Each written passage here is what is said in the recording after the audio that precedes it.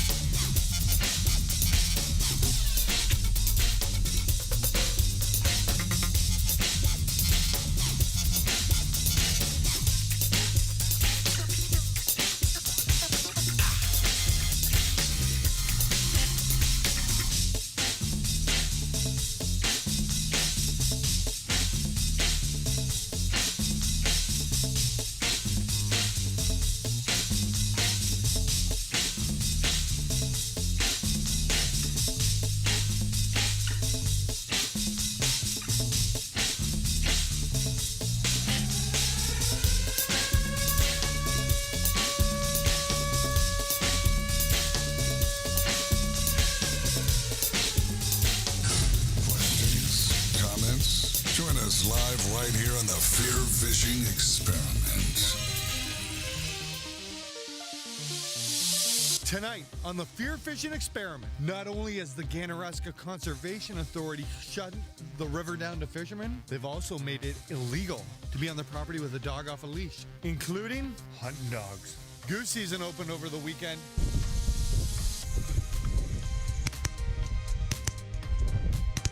Finally got to try out the new Hover Dons from Under Armour. This and so much more coming up next, right here on the FearFishing Experiment.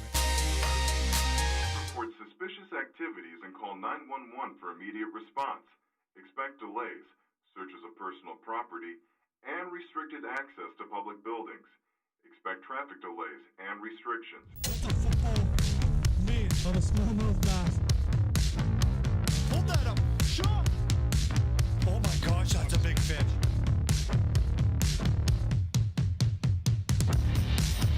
You know what? It turned out into like cinematic genius. So it's just beautiful. The idea is just keep rolling.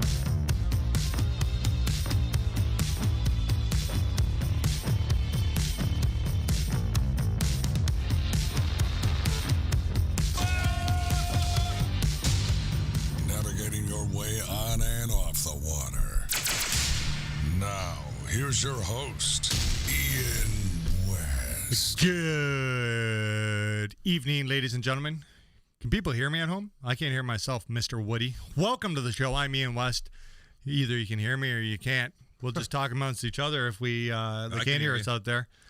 I just need some headset there, Mr. Woody, if you got a second. Yeah. They're all spun around. Oh, I did that. What's going on, guys? Not much. Welcome to the show. Thanks, man. Yeah. Thanks. We've been doing some pretty exciting stuff over the last couple weeks. It's been a crazy year. Well, let's say that from start to finish, it's been a crazy year. I've done a lot of new stuff over the last couple of weeks. I've done a lot of stuff new this year. Does anybody find it's going by like really fast? I do. Like, does not seem like we were like in lockdown and like COVID. Like, I remember getting off the plane from Vegas from SHOT Show in January and being hurdled. Like, that was the first COVID, like when it first started at the airport. And then it was like March lockdown, and like now we're going in October here. Like, it's crazy. It's been almost a year. I feel like we just got home from Alabama. Like March break just ended for the kids. Yeah, literally. Yeah. Literally, they went back to school. Yeah, no kidding, eh? It kind of does. But it just seems like. Yes. Remember when you fast. Remember when you were so bored, but you felt like you did so much. I was bored the first 5 days, and then I got kind of into that lazy group, sleeping until I like started 8 o'clock. drinking. I did a lot of drinking too. Started drinking? Oh yeah. Wow. I drank a lot of beer, and Surprised. I burnt a lot of wood out the backyard. Yeah, you did. I like quarts of wood. Nothing's better than burning wood. I love. If there's like a list of like activities, I honest burning wood is right up there, and like. Yeah, I really like having fires. I really like having beers and fires. I'm really lucky to not live in Port Hope because you can't have fires there. But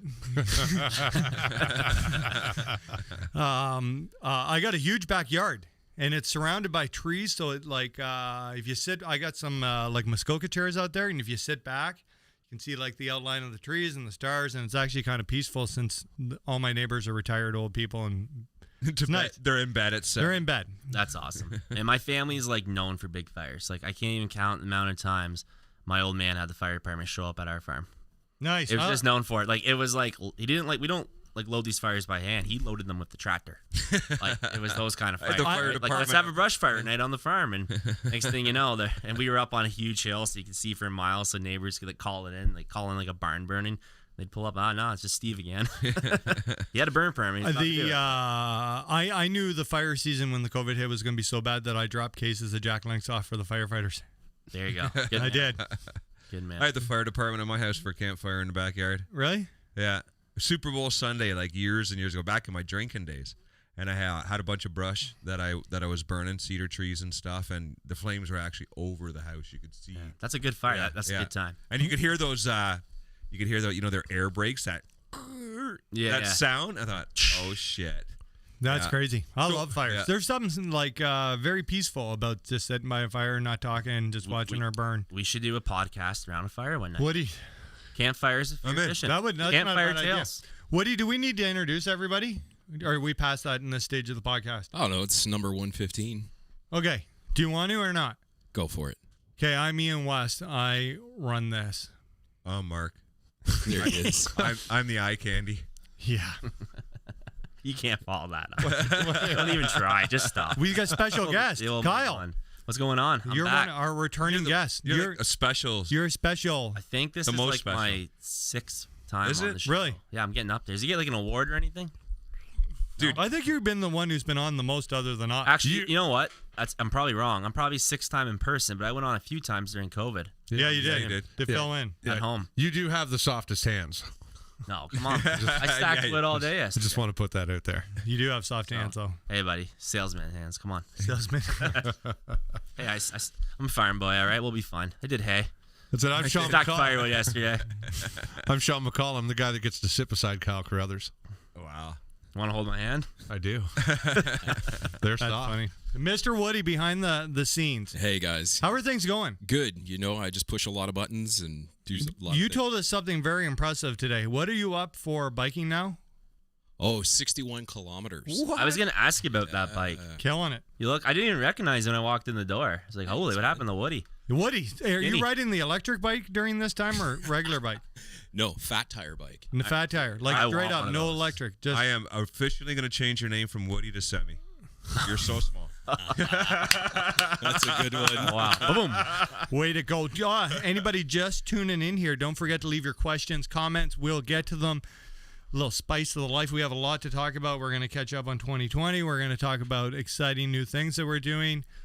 We're just going to talk about life. It's going to be a good one tonight. You think so? Yeah, we're going to get deep here. I want to get deep Yeah, too. we're gonna get A lot. We've had a lot of things going on. A lot of things I haven't talked about yet, and we are going to get to them at some point I tonight. need to vent. I need to rant. I could vent too. My whole summer's been deep. Yeah. Yeah. Yeah, it's been deep. Why I haven't don't you fished tell- shallow at all? The That's what? funny. I haven't fished shallow at all. It's been deep. Oh, that. deep. That's You've done funny. a ton of fishing, like A most lot of fishing fishing. this year. Don't than- be a hater. I No, feel like I'm just saying, I I'm barely just saying. fished. I barely didn't fished. fish that much. Yeah, I basically should be retired. Yeah, I think out of this room, I fish more than anybody. Probably. I would Yeah. say so too. Yeah. Maybe, know what? Maybe combined. Yeah, I got to spend a lot of time on the water I this year. I should. So I didn't fish near as much as I used to. Like even switching this kayak thing, because like we were just been crazy at work. Like you want to not fish, get a job in the fishing industry. Like everyone works. I'm not complaining, but like it's been a crazy. It's been a frustrating, successful year all at the same time. Does that make sense? Yep. With people with everything going on, but I fished better. I learned tons, and I caught way better quality fish all year than I ever did years before. Yeah, me too. Like I'm 'Cause you're way work- more confident. Because you're working one little area instead of like Yeah, and I just been on the trolling motor. I've been doing a lot of.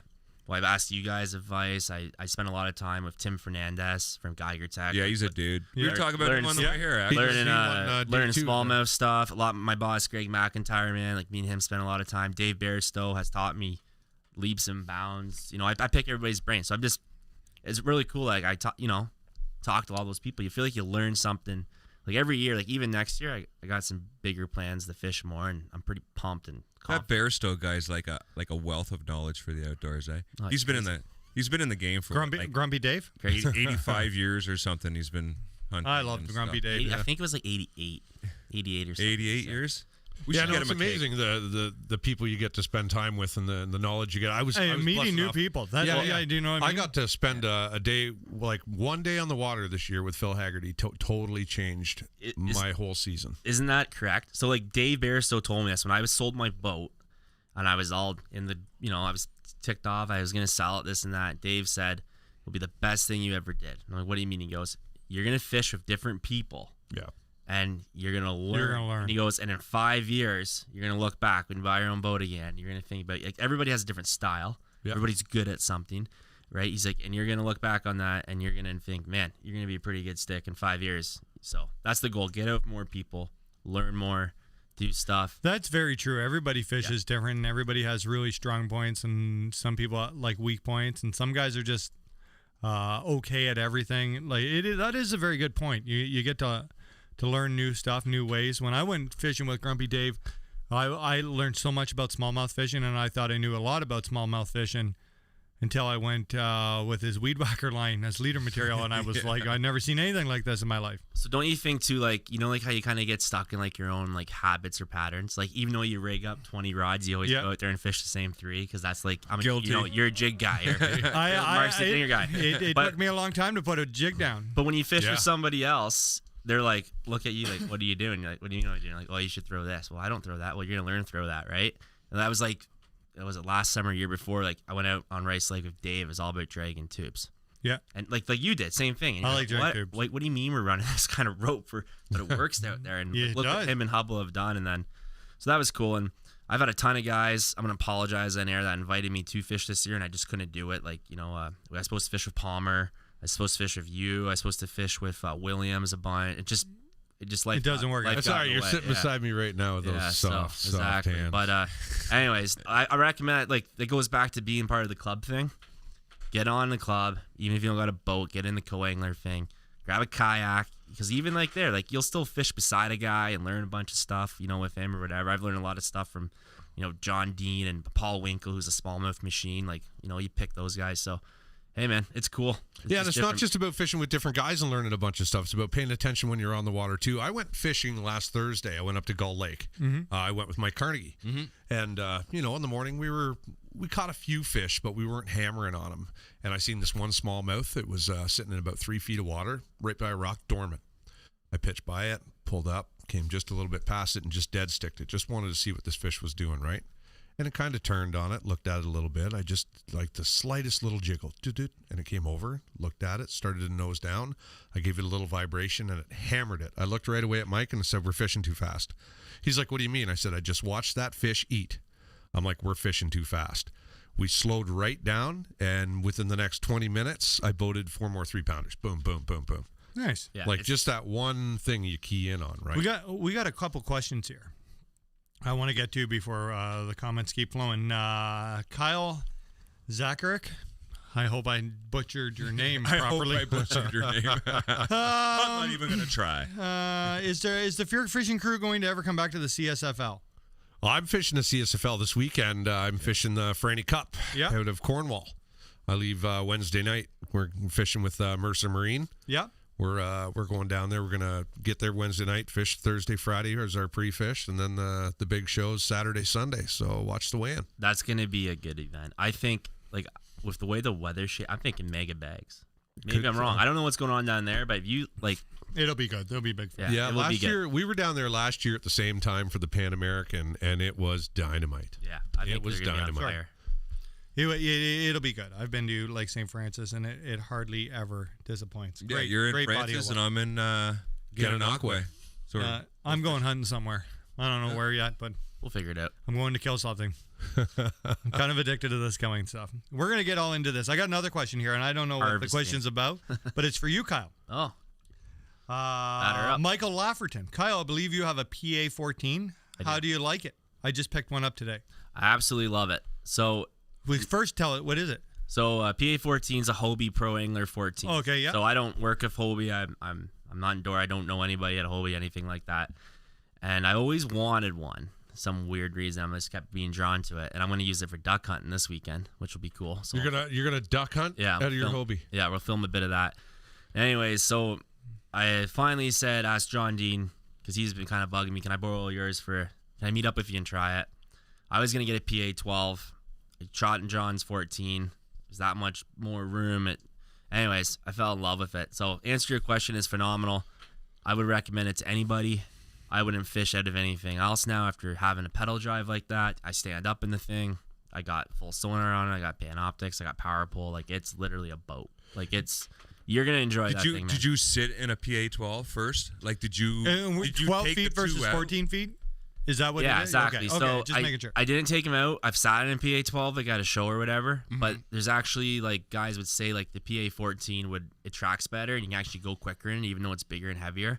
Gives you a little bit bigger cockpit, a little bit more, like, rod tubes and stuff like that as well. Now, PA, does that stand for pedal assist? Pro Angler. Pro Angler. Oh. Yeah.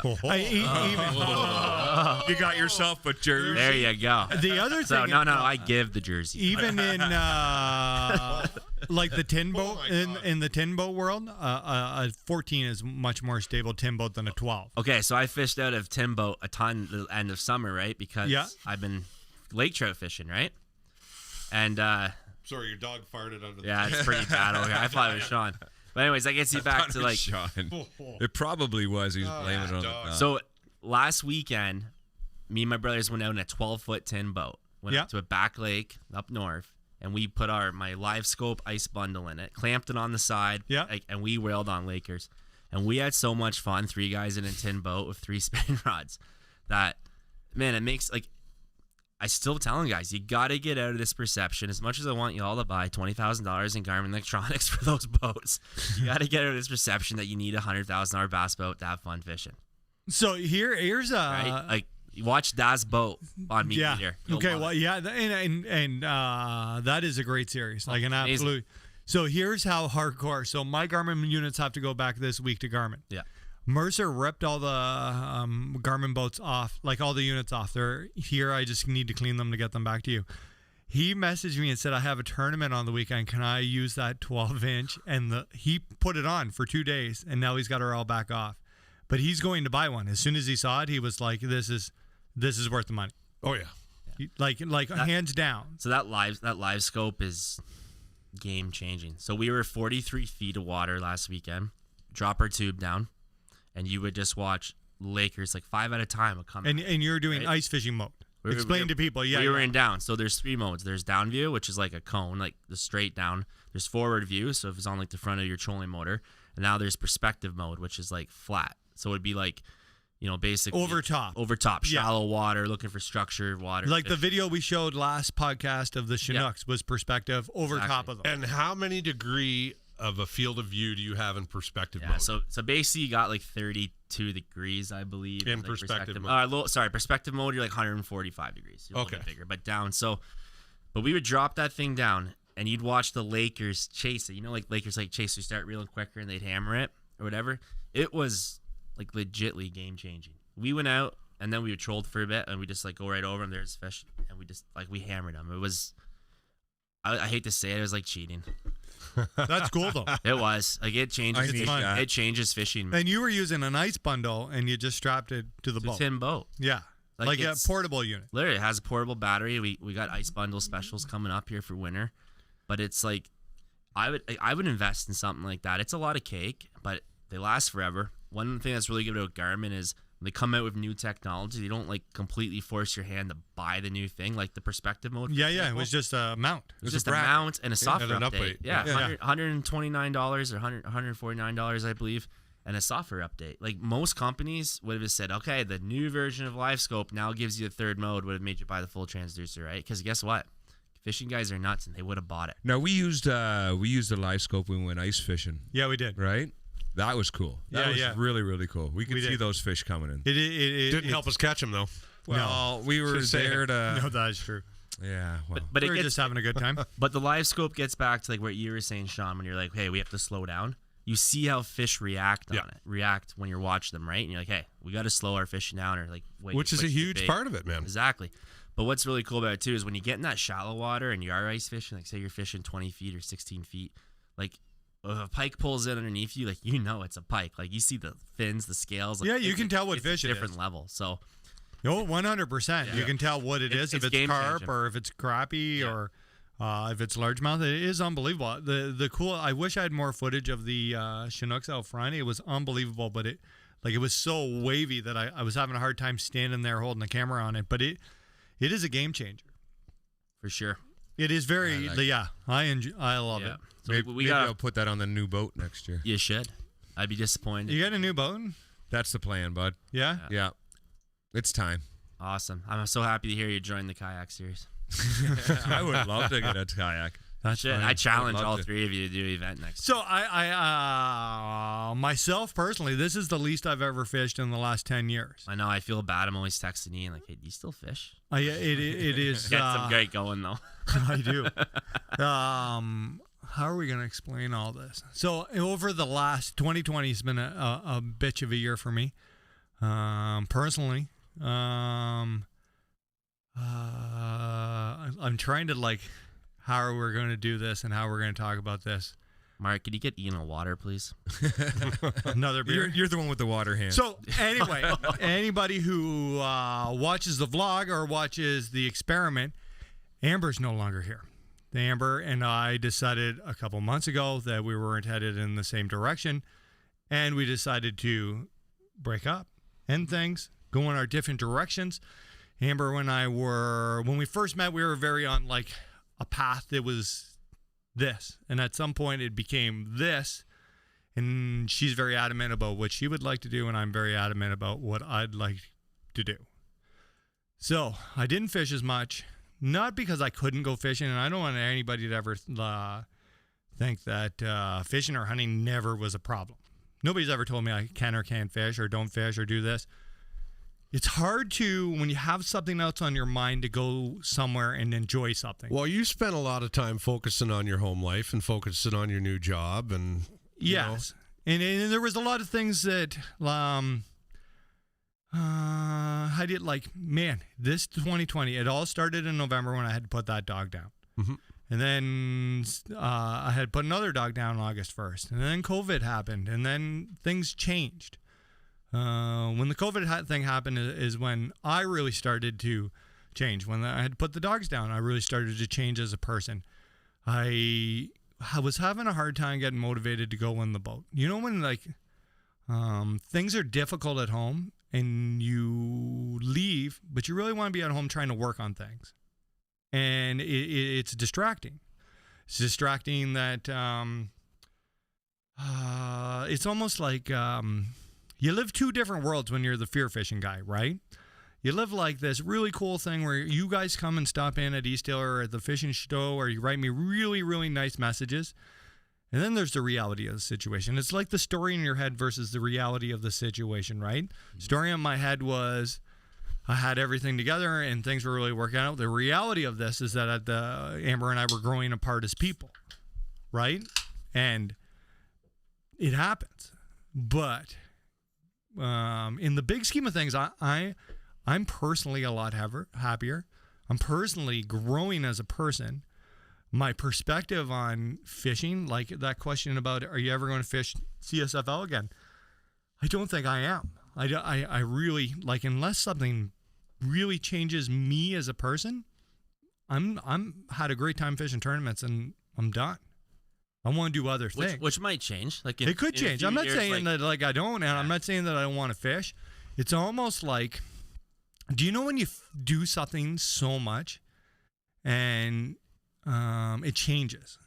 And maybe this is me and fishing. Maybe fishing and I were coming here, and then at some point we've kind of like decided that we want to take different paths for this year.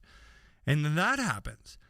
I'm excited to do new things, right? I'm excited to go new places. I'm decided to like, you can only fish so much. And like, whoa. If I reach across the tail and slap you right now. Like as much as like where you're going, mister. As exciting as like you've had for a season, after 5 years of fishing 200 days a year, and we like, it really becomes repetitive, right? I feel like sometimes when I film videos, I wasn't going fishing. I was going fishing to film a video. I was like there is a part in this where you can only do the same thing over and over again. Like, how many times am I going to go flip a black mini jig? And even in this podcast, things are about to change. Not that there's anything wrong. If there's nothing wrong with this. No.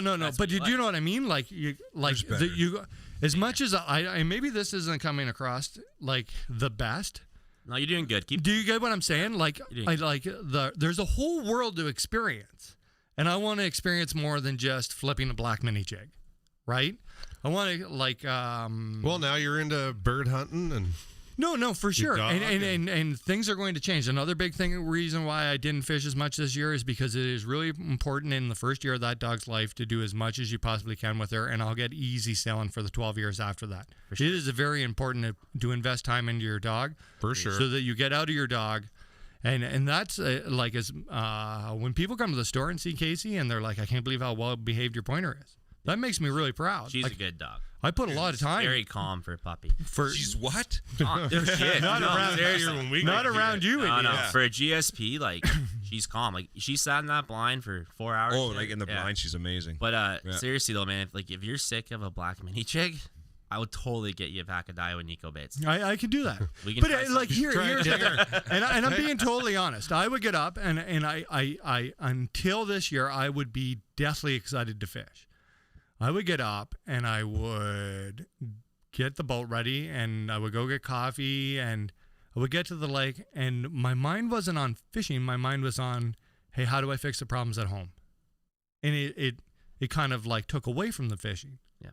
Right? It's really hard. I've never done well. I've had a terrible season when I did go fishing. It seems like everything goes wrong. I'm not catching fish. But in my whole life, I've never done well fishing when I was upset about something. And I'd be lying to say that I haven't been upset about all this. It's hard. I spent a good chunk of my life with Amber, and things have really changed. Now, the exciting part is that when something ends, new doors arise. I don't regret anything. I'm a huge believer that everything that has happened in your life, every good, bad thing, every person you met brings us to this point. The opportunity here for myself and you guys and moving forward is that I can do whatever I'd like, right? Or there's going to be some changes to all of this. Hey, you only live once. That's right. And I've thought hard about this. And I understand what you're saying because I've kind of agree with everything, like a new path, right? So I've done a lot of really cool stuff, and like I don't mean this in an arrogant way. I've worked hard, and Yeah. I've started my own business, and I've traveled, and I used to be in the motocross power sports world. Like I did a lot of really cool stuff the last 10 years for only being 30. Like I'm very, very lucky to have done the things I've done. But every now and then, like a change happens. Like I didn't get into this world till I was like 23, right? Like change just happens. Like everything I thought I was gonna do when I was 18, none of that happened. Now I'm here. It's a different path, right? But I'm the same as you. It's always like looking ahead. What's the next adventure? What's the next thing? I want to learn it all. I want to do it all. It's like, and I think what you're trying to say is that, because I don't want your viewers to get confused. So tell me if I'm speaking. Yeah. No. You love to fish. You're always going to fish. There's still going to be a ton of fishing content and a lot of great sponsors backing you. Yeah. But you're also looking at bringing a whole new side of you. I want to your tell my content. whole story. You want to tell your whole story? I feel sometimes that I'm pigeonholed. I will be totally honest that like I love fear fishing. I love everything that fear everything I've done. It sometimes bothers me when people come up and they're like, "Hey, it's the fear fishing guy." Do you know what I mean? Like there's more to me than being the fear fishing guy, right? There's more to me as a person. And I'm the older I get, the more I'm seeing this. We went goose hunting this weekend, Saturday morning, opening morning. I didn't shoot anything. I can tell you that I sat there and I had the best time. Oh, yeah. I could sit there and maybe this is why I really like hunting so much. I could sit there in my ground blind and watch clouds go by all day. Like there's like this romantic, like I don't get that easy feeling any other time. He was with me. He's looking for a man. I was just waiting But for it. you know what I I see Mark. He used romantic. Mark I is use just that queuing word- that up the but whole time. like- It's like at his mic, like trying to get it in there. How soft are your hands? Very. But you know what I mean? Like my perspective has changed. I've as much as I'm like a fun, silly person, my viewpoints are maturing. I'm very lucky that Mr. Bairstow invited us to go, and I have somewhere to go, and I have great people to sit out there and chat with, and I have the best pointing dog in the world to sit in that. I don't have to fight with her. She enjoys. Do you know what I mean? Like, there's less stress in my life. Whatever Amber's up to and doing, and like I hope she's very happy, because I'm becoming happier by the day. I do love fishing more than anything in the world. I cannot wait till next year. The whole year's been a mess. Like, man, there's a part of this year that we didn't think we were going to fish, and how was I going to get content, and how was I going to keep sponsors happy, and like that's real stress in this, and like even realistically, and East Hill, this fear fishing thing ties in because Kevin won't have me at the store if we don't bring people into the store, right? Like my whole life right now is hunting and fishing, the outdoors. There's no break from it at all. It has been nice to not go to tournaments, not to have to be somewhere for those days a week. It's been nice not to pre-fish. It's been nice to have the decision to get up and go fishing if I want to, and to not go fishing if I don't want to, right? Like in the past, I felt that I had to go fishing, and I missed out on a whole bunch of stuff, and I'm not going to do that anymore. We may take a camera to do some film other stuff, but I'm kind of tired on missing stuff that I wanted to do, if that makes sense. Like, in order to be the fear fishing guy, I really had to give a lot up too, right? Like, and that's like, I missed out on a lot of stuff. I don't want to miss out on stuff with Ash. That's why Ash was in the videos, because I didn't want to talk about this yet, but I didn't have anybody watch Ash. Like, you're coming fishing. Dog's coming fishing. Get in the goddamn truck. Well, that's the way. Yeah. Do you know what I mean? Right. Like, I'm going to buy Ash a ground blind, because Ash come field hunting. That's it. Right? And he's going to learn the same as the pointer. You get in that blind, shut up, don't move. You gonna put him down by your feet? Yeah. Child services better not. Yeah. You know what I mean? I totally get what you're saying. Like, But I'm excited for next year. Yeah. Next year is going to be the year. We're going to make big changes. Woody, you and I had a big conversation today. I'm maturing as a person. I'm becoming deeper as a person. At some point, if I had a dream, I'd really like to write a book someday. I'm going to co-author a book. Oh my God! Could you see the spell check is going to be? Yeah. I'm not going to write a ghostwriter. Yeah. I'd like to share and in moving forward, we're going to share the experiences of Ian West and Sean McCall and Mark Hunter and Kyle Crothers and whoever else is a part of this. Like, there's more to this. And here's the other thing. We're going to take some big risks, because we're going to show some stuff that we haven't shown in the past, because that's the most fun stuff. Some skin. Like, right? Like, Yeah, most do you know of what my I mean? adventures you cannot show. I know you guys. You know, all the times that we've gone like away, Yeah. like Texas, and not once has a pillow fight been. We never made the vlogs. Yeah, didn't make the vlog. And Here's the other, and there's a ton of things that I haven't done because I was like bass fishing guy, right? Like I can guarantee you that even if they open that American border, I'm not going to the Bassmaster Classic. I'm going to plan a trip to go to Western United States fly fishing for brown trout, because that's something I've always wanted to do since I was a kid. So that leads me into what I wanted to ask you. Okay, your 3 things you want to do if the COVID wasn't around, you could do 3 things this year. What are your 3 new things that you want to try? I really, Bring it to the vlog. and this is what I'm doing, and this is where this is headed. I've been to Bassmaster Classics. I'm going to miss my friends at Bassmaster Classics, but I don't want to be a spectator anymore. I want to go do things, right? I really, really want to go to the Western United States and fly fish. Since I was a little kid growing up on the Ganaraska River, I wanted to go fly fishing. I want to catch a big brown trout on a fly rod. I want to see elk in the mountains while I fly fish and go on an adventure like that. I know we talked about this earlier. I'm going to go grouse hunting this fall and sleep in my truck and take that dog. And we're just going to pack her up and we're going to go for the weekend and do that. That's awesome. I'd really like With your cans of spaghetti. my cans of spaghetti. Hey, those are the best times. Do you know what I mean? I really, really would like to go to, like on the East Coast and do like surf fishing for stripers, like where you pull your truck up on the beach and you have a big bonfire. And I want to go tuna fishing. I want to do that stuff, and I feel like I might be able to hook that up. But I pigeonholed by like, got to go bass fishing, got to flip a jig, got to go to this tournament. I totally get what you're saying, because you know, like big part of me selling my boat too, like that was kind of thinking COVID wasn't gonna last this long, was, you know, like me and my brother talked, like we wanted to go fly fishing for tarpon, like down in Cuba. Yeah. You know, we wanted to go do like my whole goal for this summer, because with that new place I bought in Halliburton for all the trout fishing, I'm gonna learn to fly fish. Yeah. Like I'm just doing it differently than how I was doing it. I'm always gonna do bass tournaments because I'm into it. I'm always, you know, going. I'm gonna own a bass boat again one day, because I could just drive the thing, man. I loved it that much, right? But it's just, there's so many things, like maybe I'm a lot like you, and you can tell me if you guys kind of agree. Like I got like this imaginary list in my head, and I probably should write it down one day, but it'd be way too long. But it's like, I gotta do that, I gotta do that, I gotta do that. But the whole time that I do it, kind of like what Ian is saying about Ash, I still want to make sure I'm being like a good dad and a good husband back home. Yeah. Because it's very easy. Sometimes I catch myself being, man, I've been a little selfish lately.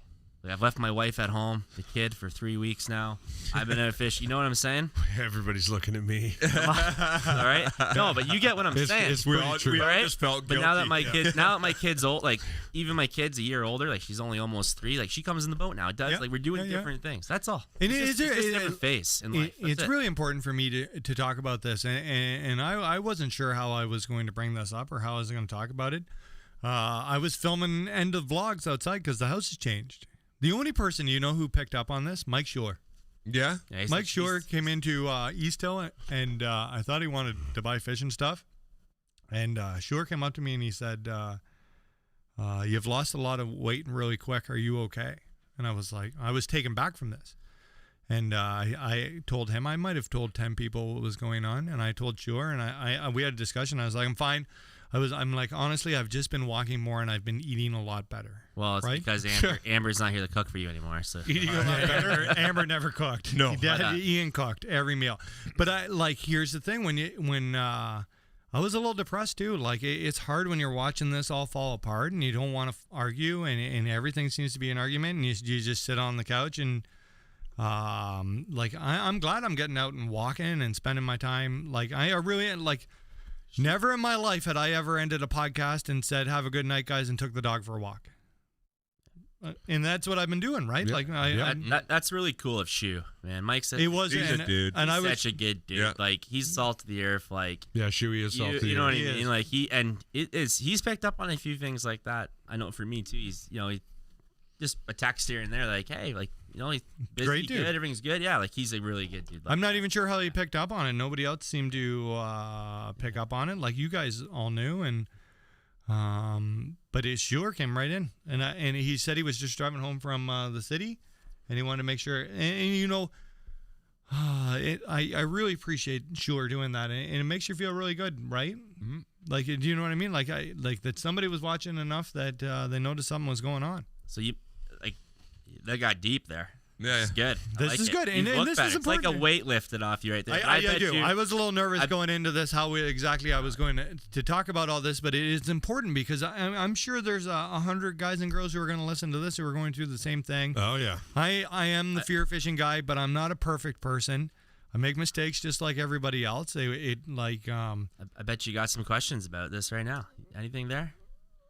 Yeah, there's things starting to come across. So it's normal. I'm not a perfect dude, but I'm working towards perfection. You want to know how I knew you matured as a person? Even How? though you're like 10 years older than me.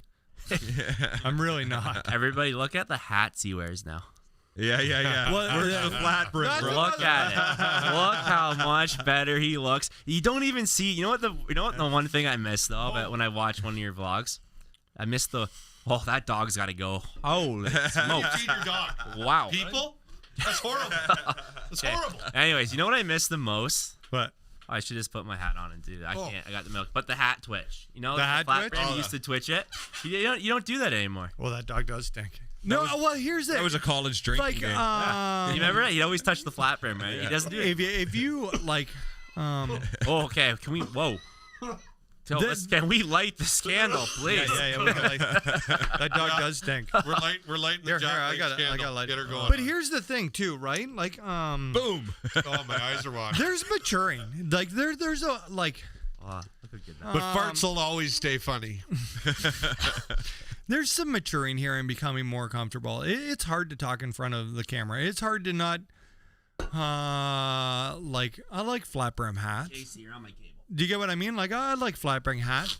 Oh, I love flat brim hats. But there's a point where like it's really hard to find a fishing or hunting flat brim. And there was a point when and this happened at the Classic. I was at the Classic, and I really liked this Browning hat with the deer tag, and I was like, I'm gonna wear this. Before, if anything's happened this year, I was afraid to wear a bent hat because everybody commented so much on Ian being the flat brim guy.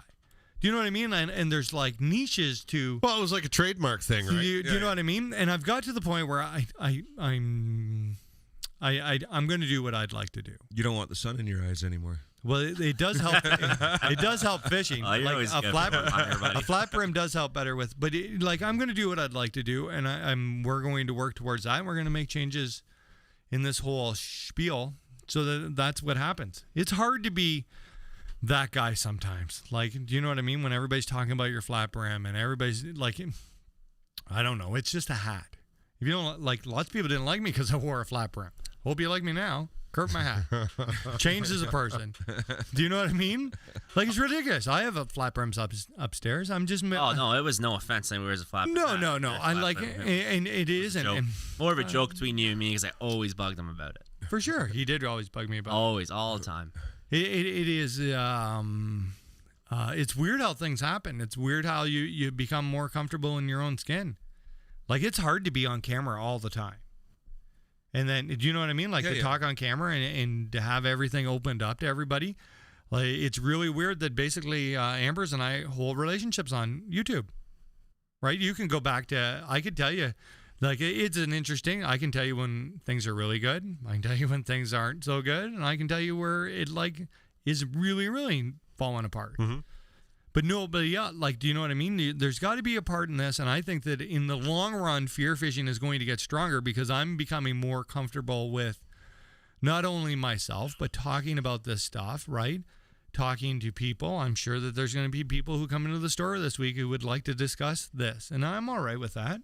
Maybe some of the mistakes that I've made. As long as they buy something. Yeah, maybe it's quite possible that some of the mistakes I made, I can give somebody advice so that they can change their relationship. Oh, I get it, man. Imagine if you knew what you knew now, like even like 15 years ago. No, I can't believe how much changed a year ago. For sure. Like, if you just do 1 year, I would have had Montana and Bailey, and things at the house were all right. They weren't perfect, but they were all right. If you would have told me 1 year ago that both dogs would be dead, that I'd have a short-haired German pointer, and that I'd be a single dad again, I'd have laughed. But I also would have laughed about the COVID thing. Mm-hmm. Right? Yep. Like, did you think you'd be in the situation with putting Sadie down and new puppy? Do you know what I mean? Like, with your backyard plan and selling the trailer? Do you know what I mean? Like, things happen for a reason.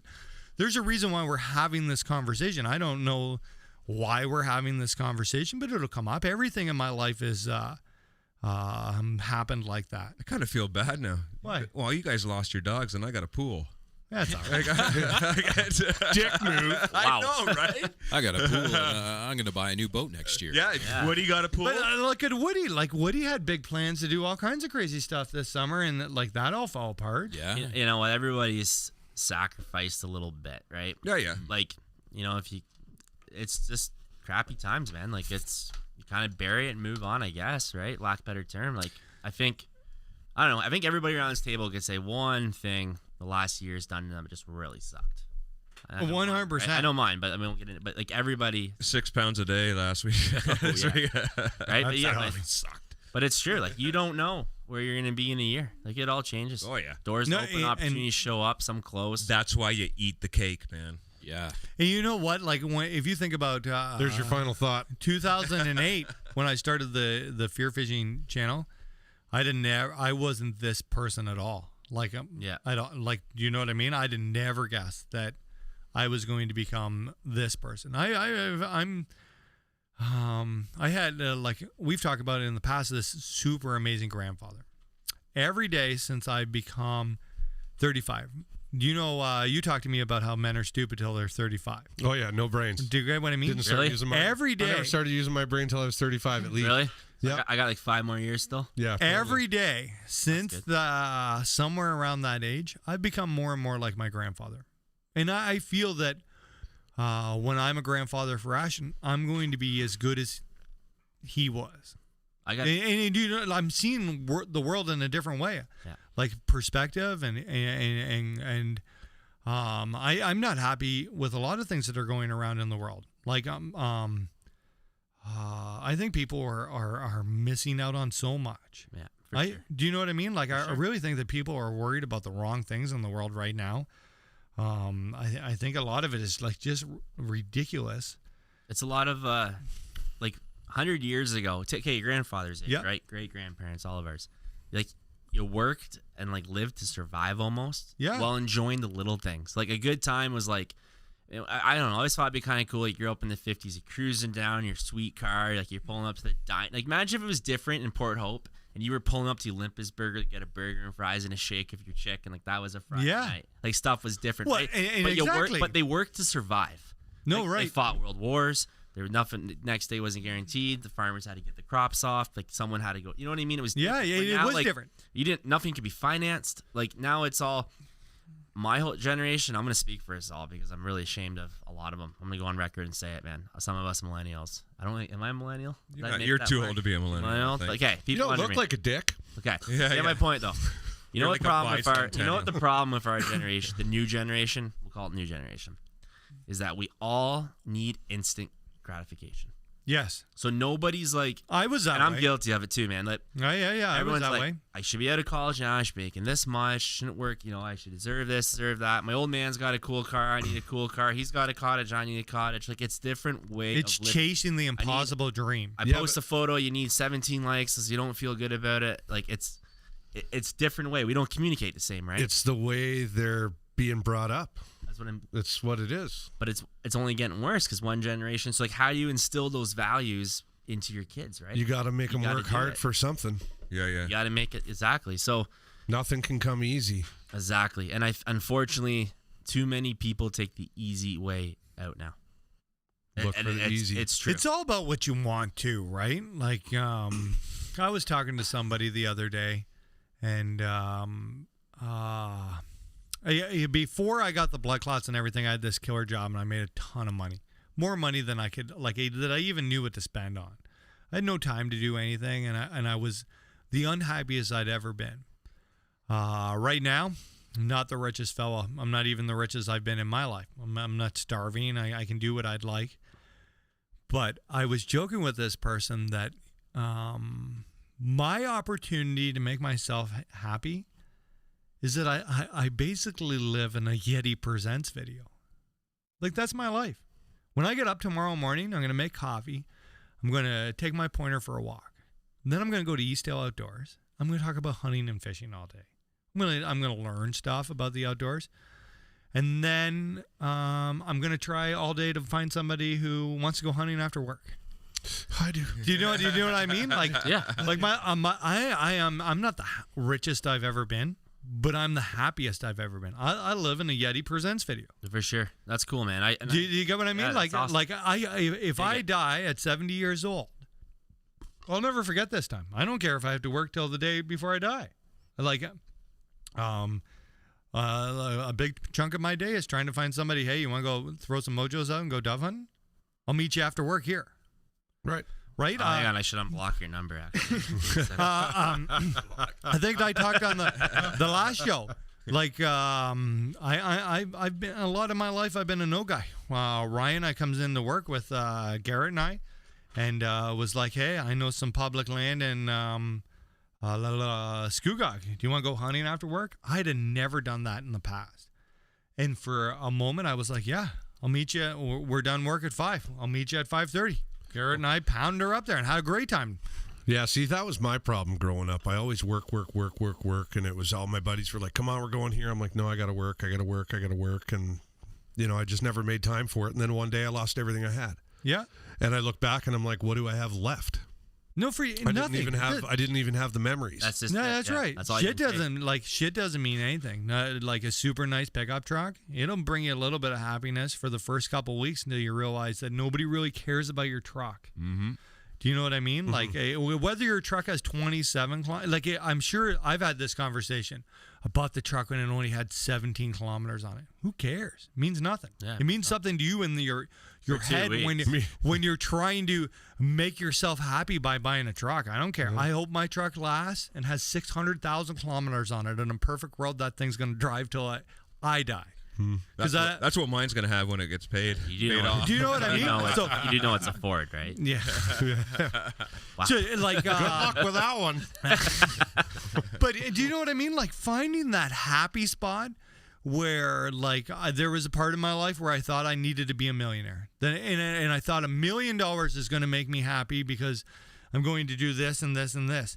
And then I matured in a way, and I thought, if I was just a thousandaire, I could just do this and this and this and this week, right? If honest to God, if we won the lottery tomorrow night, we win $56 million.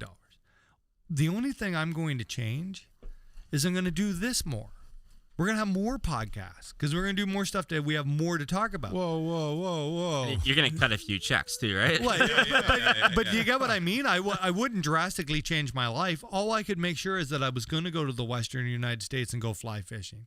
And then I was going to go beach fishing in Cape Cod and boil or BC. crab. Or I'm going to go to BC. But I wouldn't. Unreal. I'm not one of those person who would be like, I'm going to drastically change my life. I just do the same I'm doing. I could just make sure that everybody came with me. Yep. So I'm not living maybe that's like getting there. And all this shit happens so that I can get to the moment where I'm like, I'm really rich in ways that I never thought I was. I have the best friends in the whole world, and I don't tell you guys enough. But tell us again. Yeah. well, sometimes Look at me in the eye. Sometimes you're Look at me. Look at me in the eye. Let us record it. people don't even understand how good my friends are. Like you guys, Mercer, like it's unbelievable what that guy's done for me. Him and Bob. Right? Hey, I need my Garmin units off my boat. No problem. Just drop your boat off. Hey, Ian, your Garmin units are ready. Yep. Marley checking in on me. Do you know what I mean? Like, and sometimes you forget how you guys picking that duck boat up and working on it. Like, you guys don't have to do that for me. And sometimes you don't see. We haven't. we have. Hey, you got that thing ready to go tomorrow for us or what? But you get what I mean? Like, there'll be lots of people listening right now, and if you stop and just look around what you have, you're chasing this impossible dream that somebody's convinced you in your head that you need. It's right here. You might even have it. You might even. Oh, never mind. I just got my final thought. I'm gonna save it. Yeah, gonna save it. But do you know what I mean? Like Write it down. With like Woody, for example, what made you decide that you're gonna all of a sudden be the Lance Armstrong of Baltimore? Do you know what I mean, though? Like, what changed for you? That's a huge lifestyle change that you've had. Time. It was just time. Like time as in like free time, or like you've changed a lot as a guy since you started doing this. Physical time. I used to commute into Toronto for an hour and 45 every day in the morning. So like 3 hours of commuting, I turned into exercising and riding. Are you gonna write your final thought? Your professional life was insanely busy. Oh yeah. You're out. It still is. Yeah. But it was insanely busy before. Every time we talked to you, you were doing something, or you were going somewhere, you're flying somewhere, you're taking care of something. Yeah. Like it seemed to us like you never shut off. Never. I was always on the go. I was maybe on the ground for 48 hours tops, and I was on to some new city, new project somewhere. Yeah. Hold the feeling. I was able to slow down, have enough time for my family now. My kids, like my 2-year-old, is so lucky and blessed to have us home so much right now, and it's incredible. So now with this COVID thing, do you foresee in your future you're going to be able to have a little bit more of that time, putting in the measures now that you have, like doing stuff via Skype or via the internet, all the Zoom meetings, like being off-site and being able to run the stuff? Do you see yourself having a little more home time and being able to carry on this lifestyle? I don't know. Maybe. I think my biggest fear is returning back to the old normal. The entertainment industry in general has changed so much, and we're going to be the last to rebound, and it's going to be a long time until we're shoulder to shoulder with 10,000 other people in a concert. Hey, here's a question, Woody. Are you happier today than you were a year ago? 100%. Do you feel like this is the Woody you want to be? Yeah, 100%. Financially, I don't have as much money, but I've got time. I've probably got 10 years back on my life. I've lost 60 pounds. I'm going to do another 60. I have no real complaints. I got food in my house, and I've got my family, and everybody's healthy. You can never buy time back with your kids. I think the coolest part with the whole bike thing, Woody, and you right now is just remember this moment that you have the same amount of Tour de France wins as Lance Armstrong. I want one. Well done. Well that was done. kind of funny. But here's the big thing: like you get sucked into this and chasing this, and you forget about small things like. And I'm not saying you're forgetting about your kids, Woody, but you must know like the boys on a whole different level now.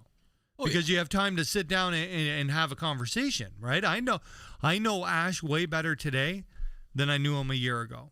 We have time to sit down and have dinner, and Ash and I were eating Goose fajitas, talking about like why hunting is important. Why is it important that you come with me? You don't have to be a hunter or a fisherman when you grow up.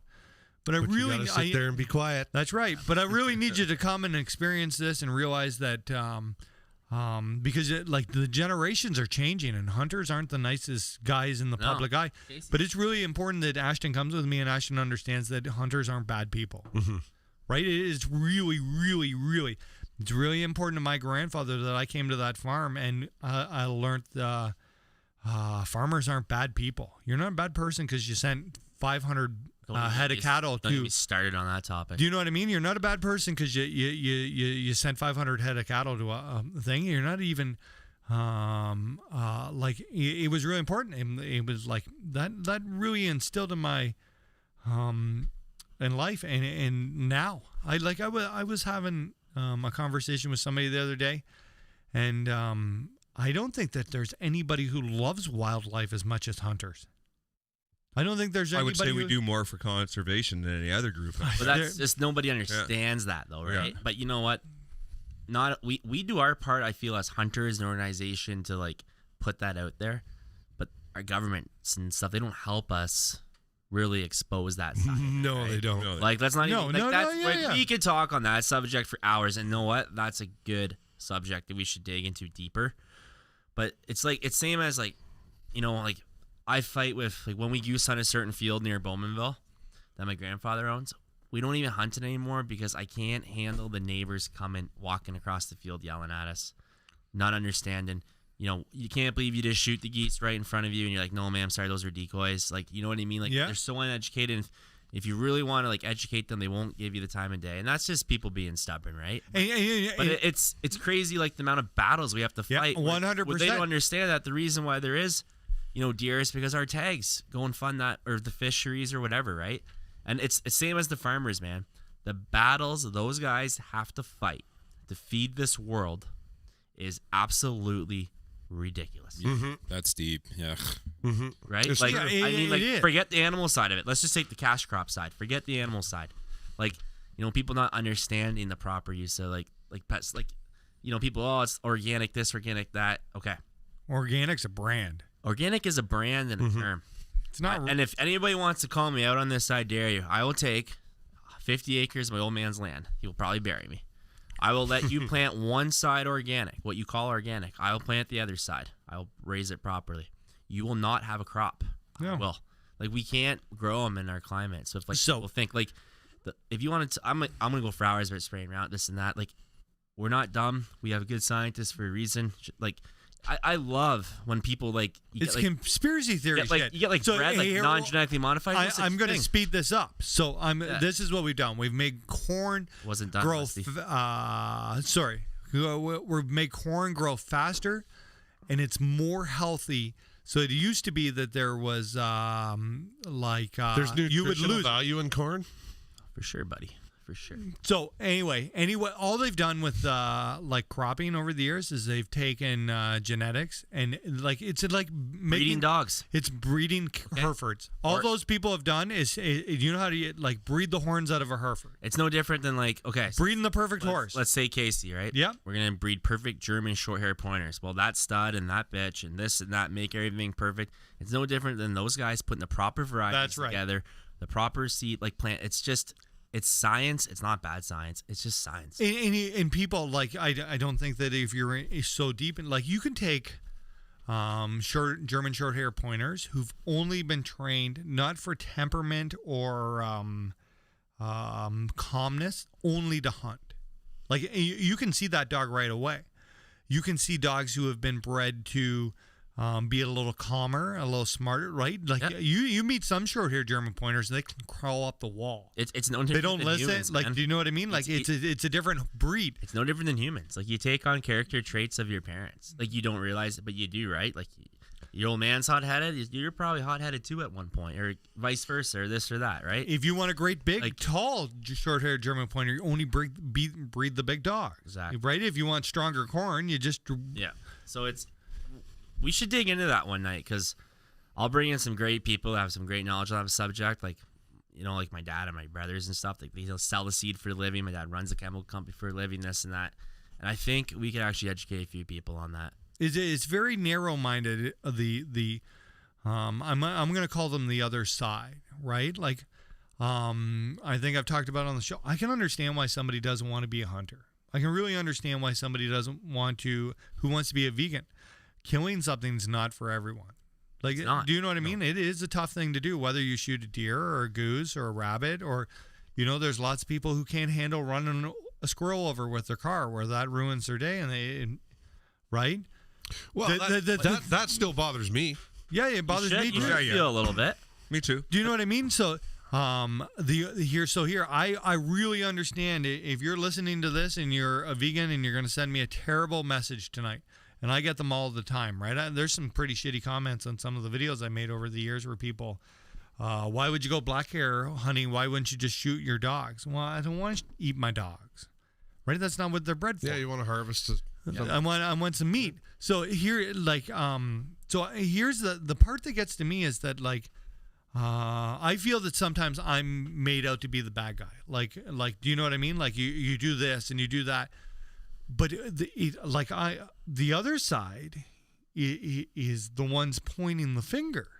But right? it's I can understand their side, but they can't understand my side at all. And the thing, exactly, and just because you don't agree with each other doesn't mean you don't like each other. Like, I have many friends that are against hunting, and we just decided, like, we just don't discuss it because they don't want to listen, and I don't want to listen to them, and vice versa. I wouldn't be right? friends with that. So, person. anyways, but you get my point, right? Like, it's people are always like, "Oh, why do you hunt, kill?" Like, honestly, how many times, like, if you're deer hunting, do you actually pull the bow back? Or you should pull a gun. Like, nothing. Right? But I really So enjoy being usually there. once that's my in a point. season. Okay, where else though can you sit and see a porcupine, scrunchy, watch grouse chase around? You know what, man? Like, squirrels. Like, I'm big into squirrel hunting. I got some cool stuff. But, like, those things are You know fun. what I mean? They're I'm fun to I'm watch the those guy stupid things, right? who pulls over on the side of the road to make sure a doe and the fawn get across in the dark, right? Like 4 ways on, stop, and they, do you know what I mean? Like, it's really important to me. That doe and fawn didn't do anything. Like, if I can take 2 seconds out of my evening or my drive there to throw the 4 ways on and honk the horn a couple times, or even I've got out of the truck and been like, let's go, you silly bitch, get across the road. And, like, I went out to Alberta last year elk hunting. Yeah. I didn't get to harvest an elk, but I came within 5 yards, and it is something I'll never forget. I saw a bull moose up close. I saw 8 different grizzly bears. At one point, like, we had, like, the guy had the gun ready, and I had my arrow. Like, think we're gonna get rushed. I stocked up. I got videos. I'll let you post them on your Instagram if you guys want. Literally, like, we walked up on black bears. I didn't have a tag, but we're like, let's just see how close we can get. We stocked up on them. Like, you could tap the thing on the back before it noticed us. Like, Really? crazy stuff. Like, even if you were just out there with a camera, like, you can't get that experience sitting at home, No, you can't. right? Like, I watch, like, big black bears, like, feed in berry patches and, like, in my binos and come up. Like, you just see, like, different stuff that, like, you just don't see at home. So, yeah, I'm going out there with the purpose of, like, hopefully harvesting an elk to bring back enough meat for a year for my family. But there's so much more to it than that. So I came back unsuccessful. I also jumped on that plane flying home with the biggest grin on my face, ear to ear. Like, that was the best week of my The life. first hunt I ever went on was that black bear hunt with you. Yep. And I never You left. missed. I missed. A Chevette. A large. But I've never been so, like, when I left there, and hunting is something I always wanted to do. I just didn't know anybody who hunted. My dad. That mama and that cubs changed my life. Just you know watching them. That's the reason I hunt, because it was amazing. It just was- seeing it- them. An yeah. animal you would never shoot. You'd never even think of shooting. But just to see them in their natural habitat, it was so How cool. many people, because they're not there, are missing out? You don't know what it's like.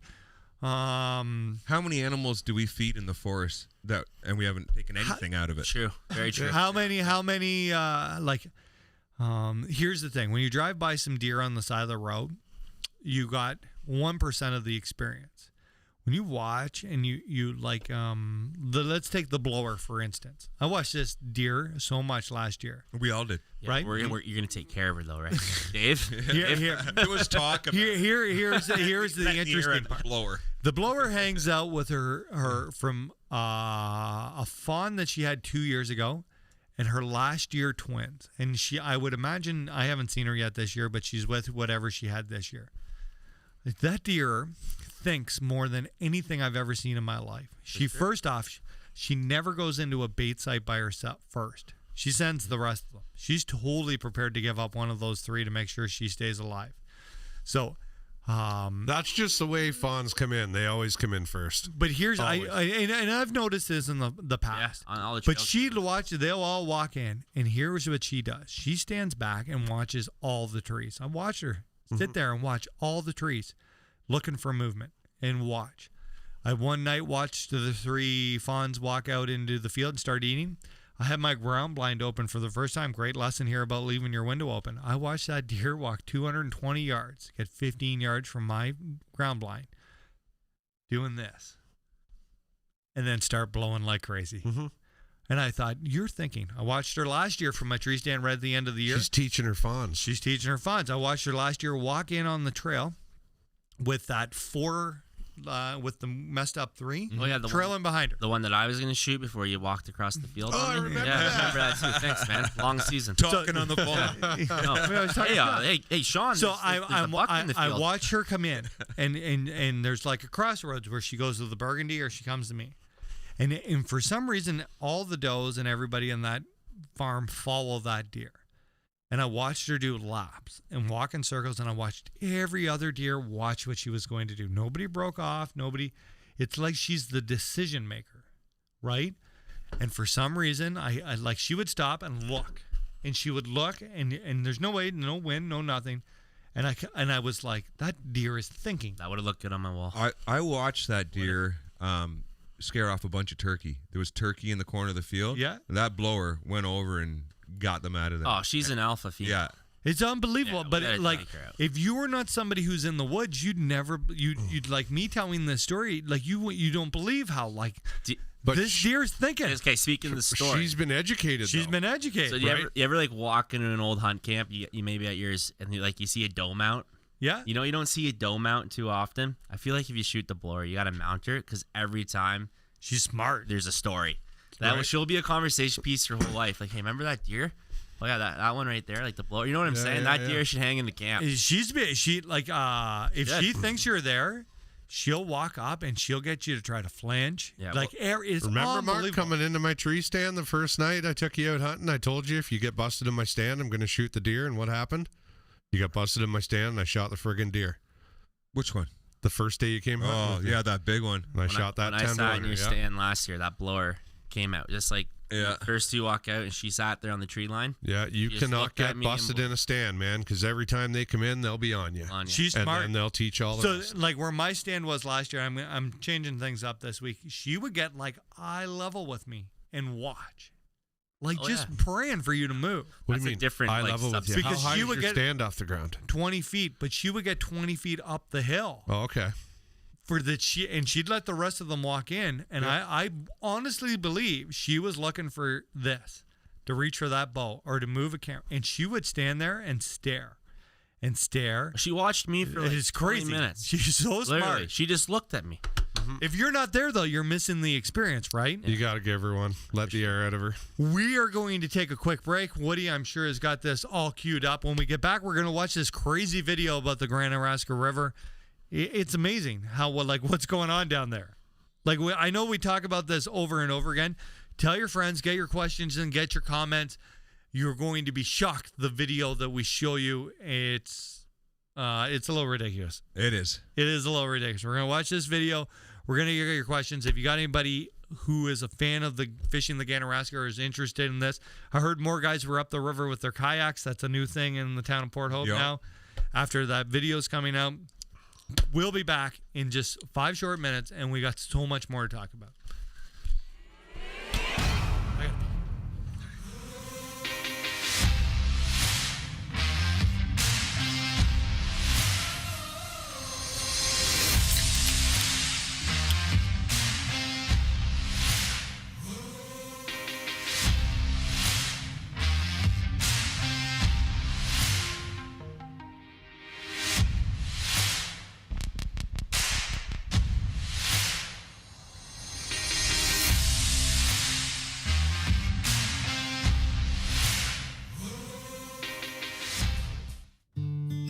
Mike Carnegie is a financial advisor at Northstone Wealth, providing insurance solutions to protect you and your family. Investment solutions for all your needs, like your kids' education and your retirement. Get good advice from a good guy and also a fellow angler and trusted member of the FearFishing family. Hi, I'm Mike Carnegie. If you want a little direction, give me a shout.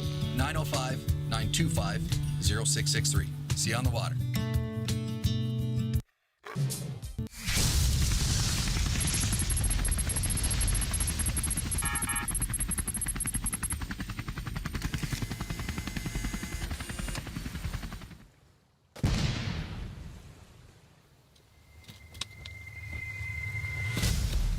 How did the Jack Links people find me?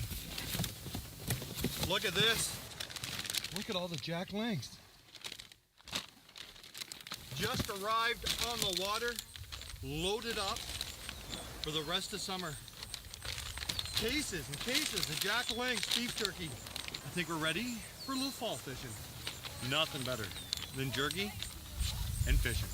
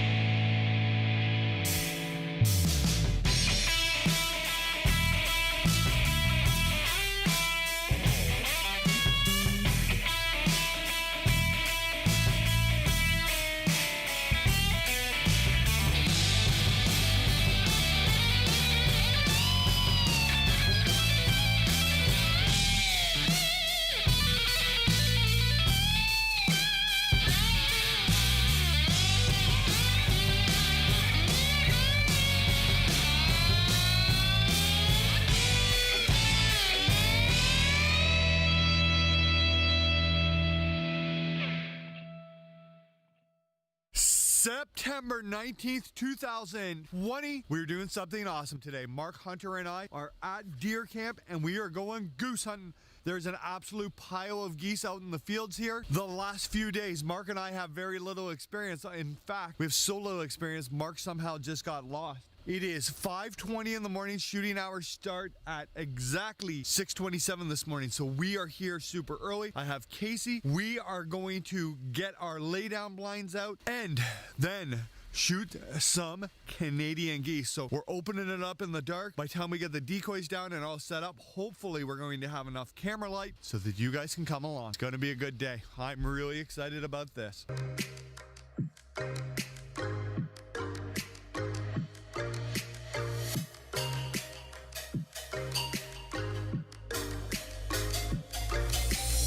We are out in the field. There's the truck. We have got about 100 decoys to put out, maybe 50. I don't know, whatever Mr. Sean McCall gave me. Kate, Miss Casey is here somewhere. Mark and I got our lay down blinds out. Mark, are you excited? What are you doing? Let's get our decoys out first. Let's do decoys and find that dog of mine. I'm excited. Mark, you like excited? Yeah. Let's do this. Never eaten me a goose before. We're gonna get one today. Gonna get us a goose. I go straight from the bank, gassing up the tank, cranking up the radio, playing old Hank, and it ain't that long. We are all set up, decoys all around us. Mr. Mark Hunter's in his ground blind right there. Casey is in the front of mine to begin the day. We can hear geese down by the lake getting ready to take off. The sun is coming up. It is a beautiful day. So I guess all there is left to do now is just sit and wait. Pray some birds land in this field. If we could get one, I think this would be an accomplishment, Mr. Hunter. I can't. I'm so excited to miss a bird. It's going to be a good day.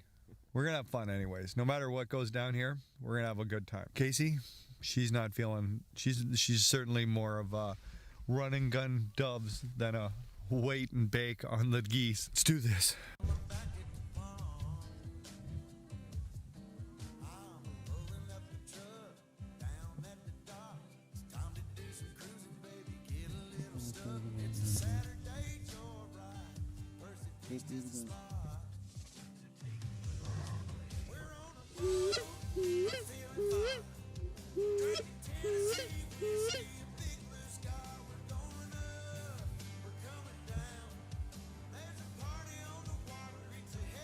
There's just thousands of birds, man. Killing time in our own honky tonk with a bottle.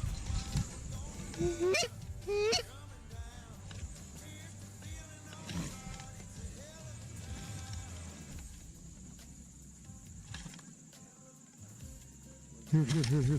Right above us. Get ready. Shoot that bird, man. Now.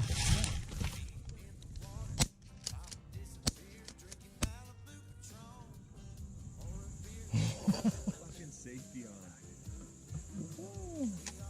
Fuck, I didn't know where he was. I should have hit that bird. I saw it.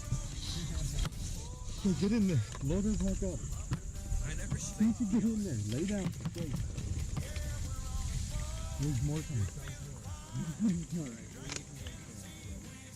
Oh, I gotta get the skeleton. Lucy, stay. Good girl. That's a very good girl. Oh. You should have shot, man. We have had some chances. We had some birds come pretty close, but I don't think Mark and I had our new laydown blind dialed in enough. So for about the last 20 minutes, we have been doing some art and craft time, adding some more junk to the layout blinds for they can seal a little better. Probably do this for another hour or so, but this is gonna have to do for today. Mark's is looking really good. Mark, you ready to get on them? There's birds flying.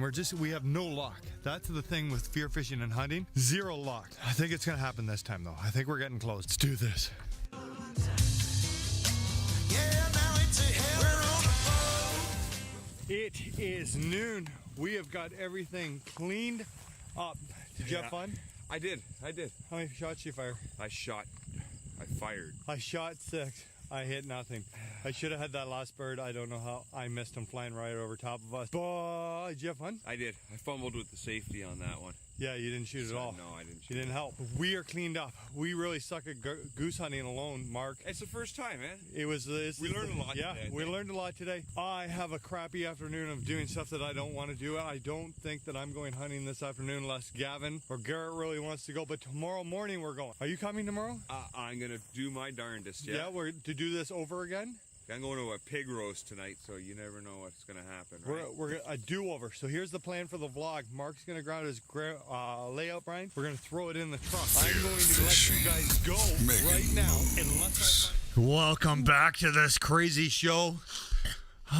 We just had a break. I went outside, and my instant message is just full of comments. And I didn't get back to everybody. I answered a few of them. But we're all going through the same life happenings, whether like I don't mind talking about my story and sharing my experiences and what I'm going through because I feel that it needs helps. to be said, bro. It's real life. Like lots of people think this is all roses and sunshine, and it's not. It's real life going on here behind the scenes, and we're going to be more open and honest. And sometimes being the fear fishing guy, people don't talk to you in that way, right? They talk to you about like, what's your favorite color of dinger, right? What Daiwa reel is the best, right? Like, do you know what I mean? So I'm glad that we're going to get deeper and deeper week after week. We're going to get deeper into life here, and I'm glad that we can help. Yeah, man. And you know what? Good on you opening it up like that. I know it was really tough for you, but you handled it like a true champ. it's been a tough year. We had to do this a whole bunch of times, right? I had to do this about the dogs and how, you had to do this about I got my nuts depression. squeezed. Do you know what I mean? Like talking about your depression, Yep. right? It's not Yeah, easy. and after I commit with that, a lot of people message me as well. I really appreciate the amount of support that we have. You know what I mean? It's it means a lot. It pulled me out of a dark spot. It's Right. amazing the people who listen to this and some of it's like surface layer things that people want to talk about. But there's times where people like pull you aside and they tell you some deep stuff. Yeah. And that's really important to me. That's where the direction of fear fishing needs to go. I want to. Legacy is a very important thing to me. I want people to realize that opening up and sharing my story. At some point I hope people change. I think their life. everybody's struggling with something. For sure. Nobody's perfect. Yeah. Kyle's Everybody's got soft got their hands. Yes, He's he does. pretty close That's to perfect. bullshit. I'm going on record right now. That is bullshit. Now the Ganaraska River. We're gonna. I've never been accused of that in my life. And he's mastering the dad bod at like 30. Buddy. Yeah, you are. You know what this is? Okay, first Hey, off, you don't look like a kayak angler. Yeah. Because that thing, that was my whole plan, getting that thing. We get in shape. That thing takes no effort to pedal. Anyway, Explains the 14-footer. We got to pop a hole in it. We don't call this that. This is called the rep life. Rep life?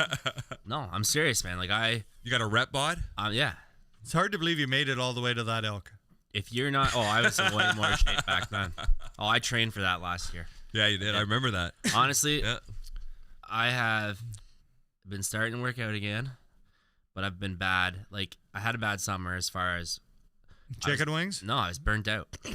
Chicken wings. Seriously, you guys want to stop? Like, I was literally burnt. You were, and you were having. You were stress with that. stressed to the balls. Burnt out. this summer. Let's talk about your. I other- like literally when I had no, I couldn't have. I wake up, and my wife, who was like a fitness freak, Yeah. up at She's like 5:30. changed her life. changed her life. My wife's like, oh, my transformation, this, that, and she's up at 5:30 in the morning. What happens when Leanne gets too hot for you? Buddy, I already married out of my league. It's his what it is.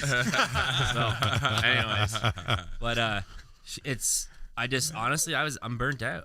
I was burnt out. Like, it's been the craziest year. Like, mentally stressed. this, Yeah. that. Like, I felt that. work's Maybe been that's- nuts. It's like I feel like I love my job, something like that. I'm sure everyone's And listening. for anyone but it's that's just, I'm just tired. That's it. It's been a busy year. Like, I'm exhausted, and it's a horrible excuse, but it's the truth. Like, every morning, I'm gonna try to wake up, but like I start working at 7, and like I just go. Like, there's times where all of a sudden it's like 3 o'clock, and it's like, holy crap, I haven't ate breakfast, I haven't ate lunch, because like phones haven't stopped, or I'm traveling or this or that. But it's like I haven't traveled this year, like as many dealer visits because COVID. I haven't been flying, I haven't been going to the States. I make that. I've had the busiest year ever. And maybe that's a better explanation of what I was going through. I was just burnt out. Like there's just so much to deal with. But like that's my 2021 goal. Like, I'm gonna get through this hunting season because I hate to say it, but if I'm gonna wake up at 5:30, I'm going to a stand. Right? No, I'm being serious. But 2021, no, but yeah, seriously. But 2021, like I'm going to change this. So we should we'll do official weigh-in tonight if you want. Yeah, you know, Woody and I will kill you guys. You know, if you Woody and I are there. What do you mean? I don't know. That's if you can my lose boss. much more. Greg always says. Greg always chirps me. He's like, "Oh yeah, you're getting a little fluffy there, whatever." I'm like, dude, if you want me to stop selling, I will go to the gym for an hour a day. It's your choice, right? So, you know, and if you've never had the pleasure like to deal with Kyle in a business sense or anything like that, this guy will bend over backwards for you. And trust me, he's doing everything in his power to help you. And sometimes your hands are tied. that's what. That's just it. Like, But they're super soft. They are. That's man, handcuffed. This is brutal. They're handcuffed, but they're super smart. I'm coming back or something next show. 50 Shades of Kyle. You know what, man? Like, 50 Shades. Like, speaking of that, so like, you know, my wife read that book and she's getting all in this stuff. So she's like, yeah, Whoa. listen, It's a family listen. show. No, listen. She's like, come handcuff me. You can do whatever you want. What? So I handcuffed her and I went fishing. So Okay, so the Ganaraska is still a mess. Woody, do you want to roll this video? Sure. Are we going to watch the whole thing? Well, you can narrate whatever you want to do. Okay, we'll talk about it. You guys can look on the screen. You guys watched this before, didn't you? I have not seen it yet. People are not abiding by the rules of the Ganaraska closing.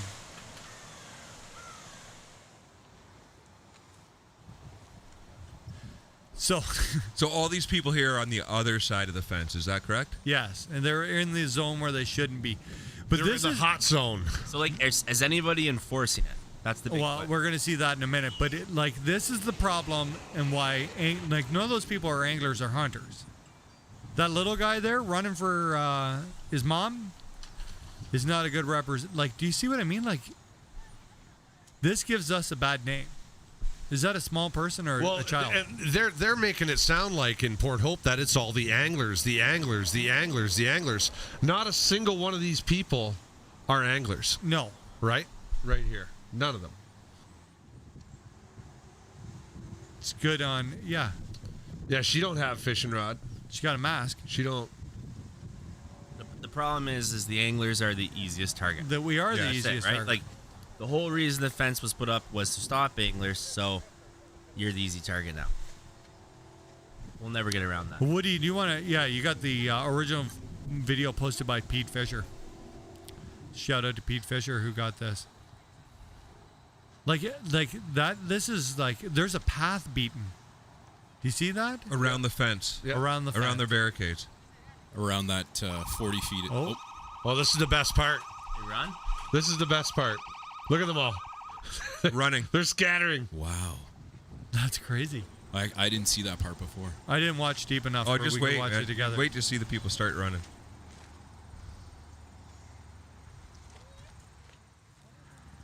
So they know.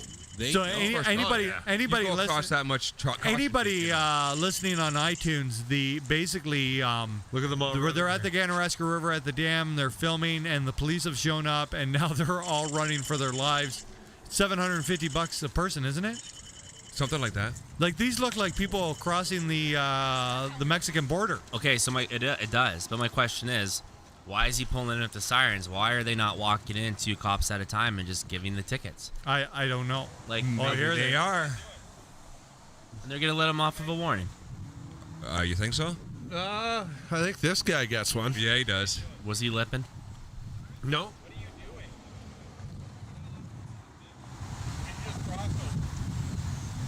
How did you just get to where you were? Yeah, okay. Get over here. Here. Yeah, It's crazy. So this guy is walking over now to talk to the police officer. He's obviously on the wrong side of the fence. He's lucky it's not the United States because somebody had been shot okay. by now. Now I have a question. Do you think that if an angler went down there Well, it'd have and been was coming out way with worse. a rod, it would have been all over him? Oh, Yeah. way worse. All over him. Not only would this video not have, I think it's got 500 and some views, Woody, on YouTube. Yeah. It'd have 5,000 views, and everybody in Port Hope would be using this as an example of like how bad anglers are. Yeah. These aren't anglers at all. Not one. These are visitors for sure, tourists. That's crazy.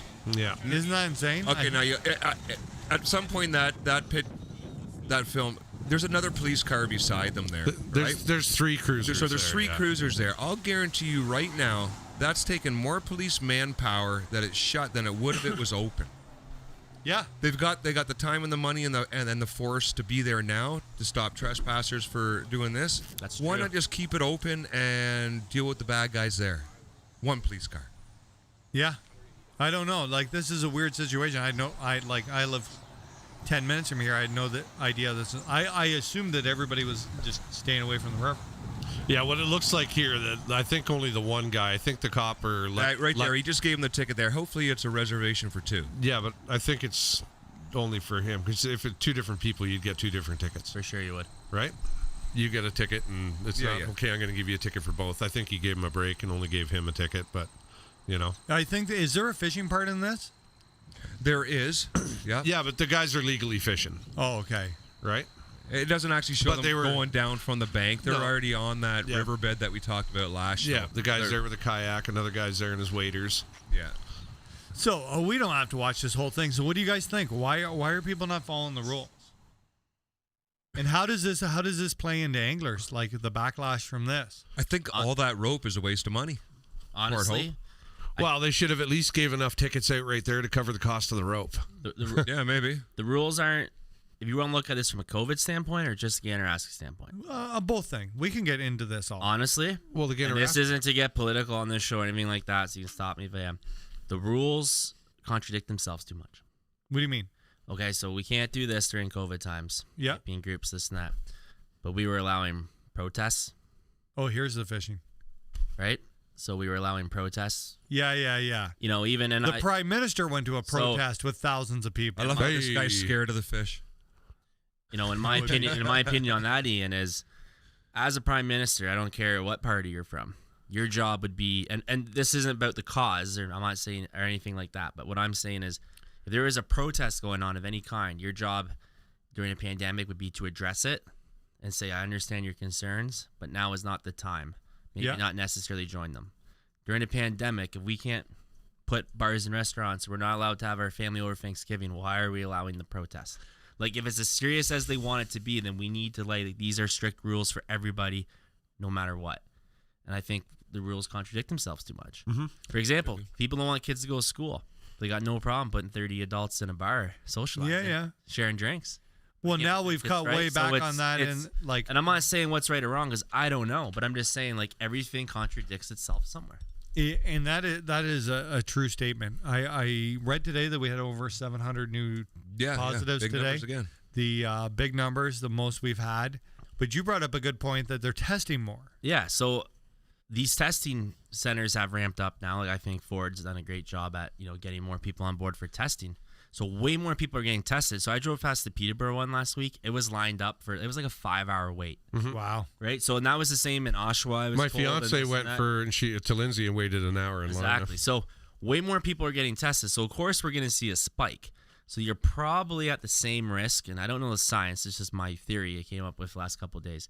You're probably at the same risk you were before. Yeah. But of course we're going to get more positives because we're getting more people tested. Makes sense. Yeah, right. And that just goes to show there's a lot of people that have it that never knew they have it. Mm-hmm. Right. So no, yeah. So I believe there's. Do you? Oh, sorry. Go ahead. I believe there's a virus. I believe to some standpoint. And I don't mean to hurt anyone's feelings or anything. I do believe we're at the point though where we have blown this out of proportion. I know people that haven't got surgeries that need badly for other health issues. Yep. Stuff like that. Like here's another contradicting thing. Nurses are getting laid off and fired everywhere. Really? Yeah, man. My mom, she's at work. A whole bunch of them getting laid off. Today, Ford goes on air and says he's hiring 800 new nurses. But nurses at Lake Ridge Health, Oshawa, Toronto, are all getting offered retirement packages or being let go or whatever. But that's not the government doing it. It's the hospitals and stuff like that because they didn't do the surgeries this year to make the money. They make the money. Right? So it's contradicting what the government's saying and what the healthcare system's actually doing. So, and I might not be completely spot on those points, so don't hold me to it. But what I'm saying is everything is contradicting itself, one side or the other. So until we all group together, get a plan. I feel there's or something else drastic happens, like World War III, to pull the attention somewhere else. I really feel there's the world's going to take 10 years to get over this. Like, do you know what I mean? Like, we're not going to be as friendly to each other. Like, I get that sense that like, it's going to have like a 9/11 effect. Yeah, that's a great way. That's a great acknowledgement. There will be changes. Mm-hmm. Think of it what 9/11 did to the world. How many years did we fight that war over? They're still fighting it, right? Like it's war and terrorism. Where were you guys? Do you remember when it happened? I was framing a first floor on Whippy Shores when the first plane hit. I was in my apartment in Lindsay at college. I was doing a bay window in Pickering. I was in grade 6. I had no idea it happened, so I got off the bus. And my older brother was sitting there waiting for me. You're in grade 6? Grade 6. Wow. And I was 11 years old, and I walked off the bus like, "What are you doing here?" And he looks at me and he goes, "We're at war." That's seriously what he said. Who said that to you? My 12-year-old brother. But you get my point. Like, do you? But I remember like going home that night watching those news things as 11-year-old. Yeah. That plane hit the building how many times, and you'll never forget it. No. I'm trying to think of. It's noticeable how like things stick out in your head from when you were younger, like key moments. I remember when Desert Storm started. I was with Craig. And we were going over to some scout leader's house, and I remember listening to it on the radio that they had started bombing. Mm-hmm. And do you know what I mean? Like I remember where I was the space shuttle when the space shuttle blew up. Really? Like I was in grade 3. I remember I was in Mrs. Chalice's class and going to school that Monday, and Mrs. Chalice explaining to us what war was about and that like we were at war. Yeah. It's interesting how things stick out in your mind like that. Like, and We actually watched the Challenger shuttle blow up. We were watching that live in our classroom. really, Yeah. that's And terrible. we watched it blow up, and then it was like, flick well, onto our ABCs. What was the other one? What was the other one that blew up?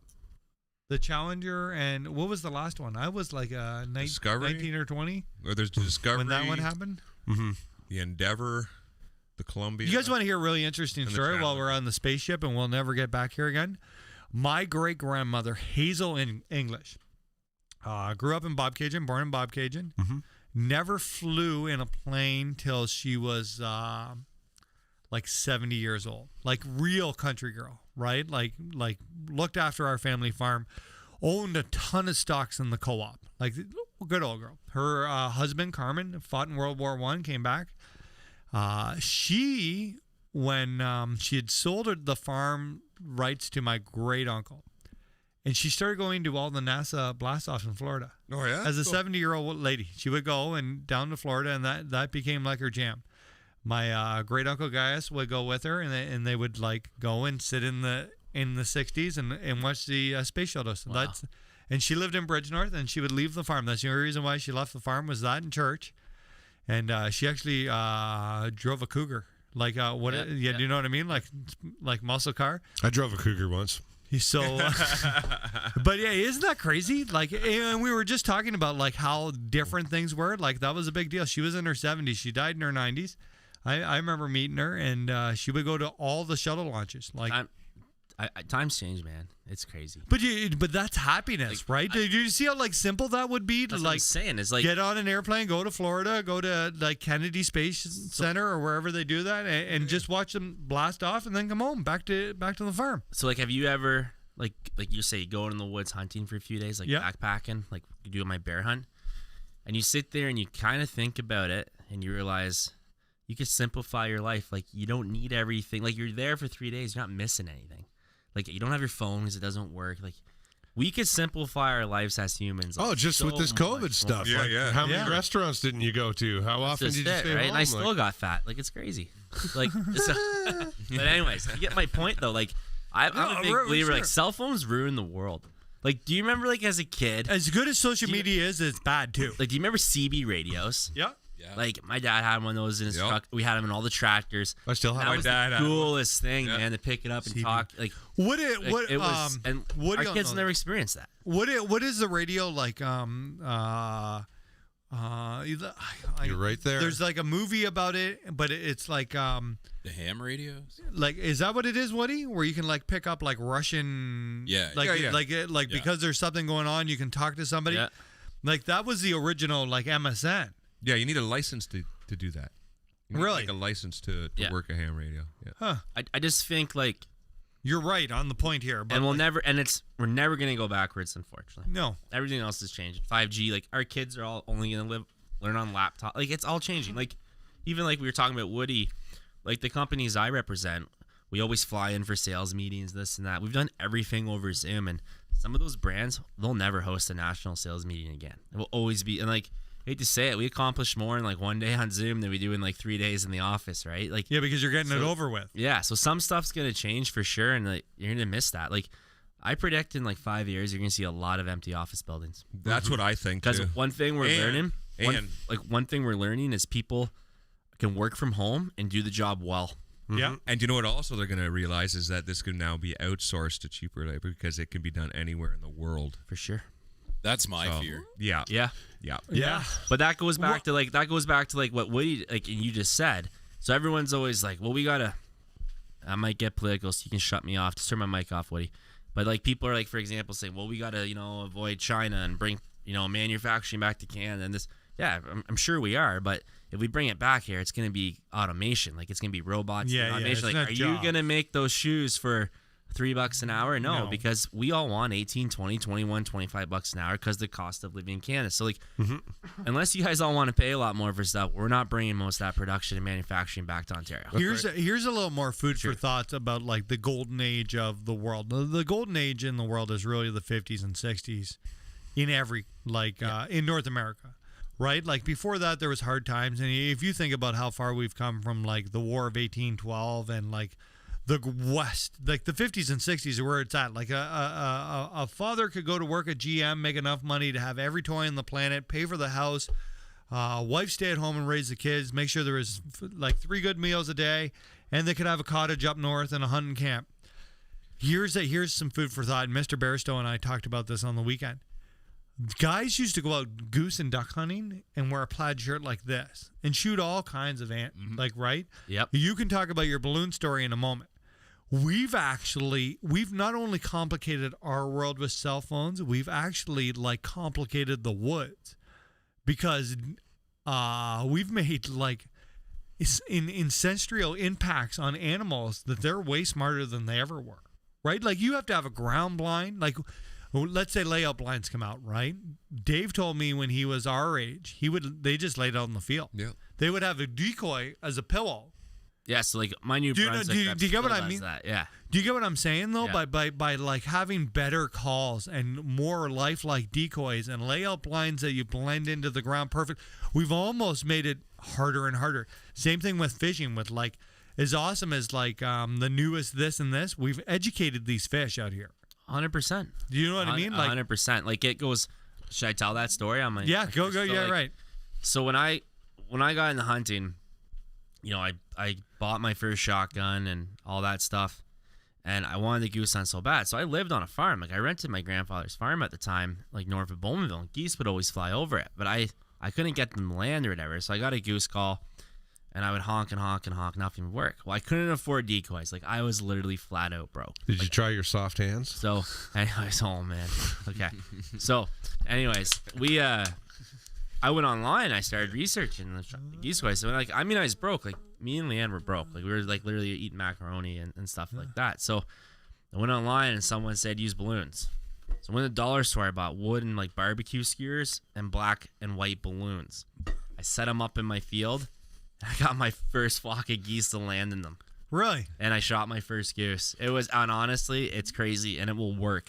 That's what we did for snow geese. We used white balloons. So like, really, we do complicate That's smart. things. But like you said, well, now everybody has full decoy spreads. We've educated birds, right? Yeah, we have. Even like I'm a big believer like layout blinds. Like we do really well of them, but there's a lot of birds educated on layout blinds. There's deer educated, like you said, on tree stands. Mm-hmm. Like my whole I watched birds this weekend. Yeah, fly around and be like, they know there's see something wrong. They see it, right? And back in the day, like, you know, you just be standing there, like you said, black shirt on, right? Sit in a fence line, and the dog would be standing, sticking out, and no one would care about it. There's a great picture of Johnny Cash moose hunting in Newfoundland in like a plaid shirt, hair all slicked back, like. But we've, and you know, and I'm not knocking it because a guy like me makes our living off selling this kind of equipment, but you don't have a choice. It's a mental edge, yeah, but you do.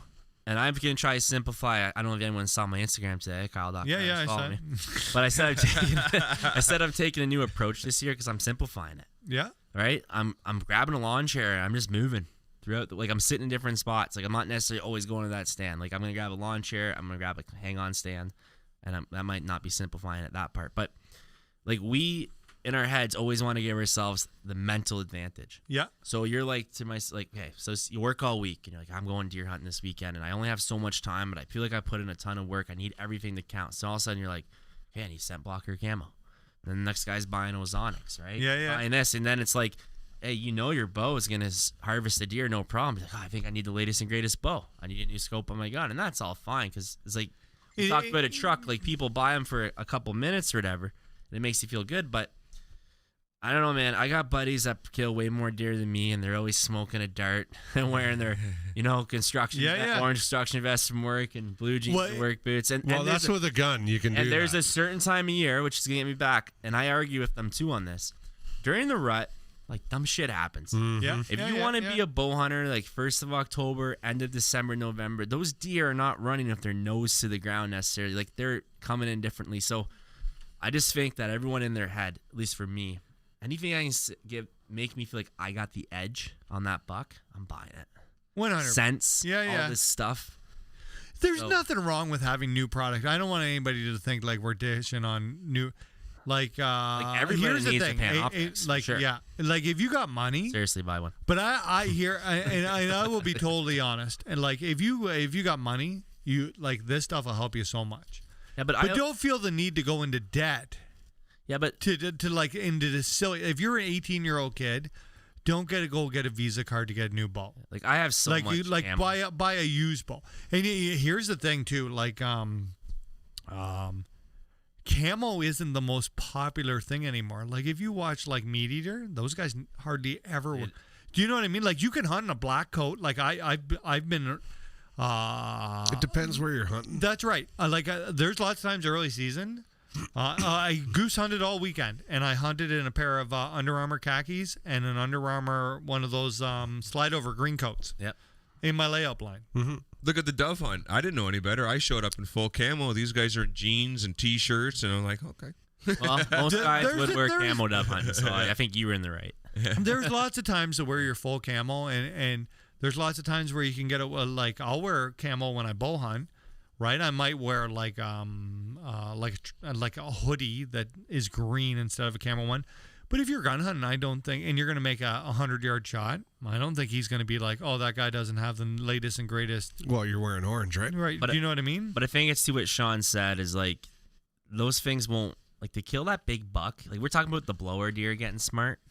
Like we've educated deer, and you talked about like that blower educating her fawns and stuff like that. I truly believe like 1966, it would probably be easier to go up to Minden or Kim Mountain and shoot a deer than today. Right? Oh. You look at all the big deer that were on the pole back in the day. That's what I mean. Like you look at those old, and I used to go to my buddy's camp in Minden with his dad. First hunt ever, actually. His dad got me into it. I'm gonna go back up this year for a couple of days, and we're lucky to see a deer now.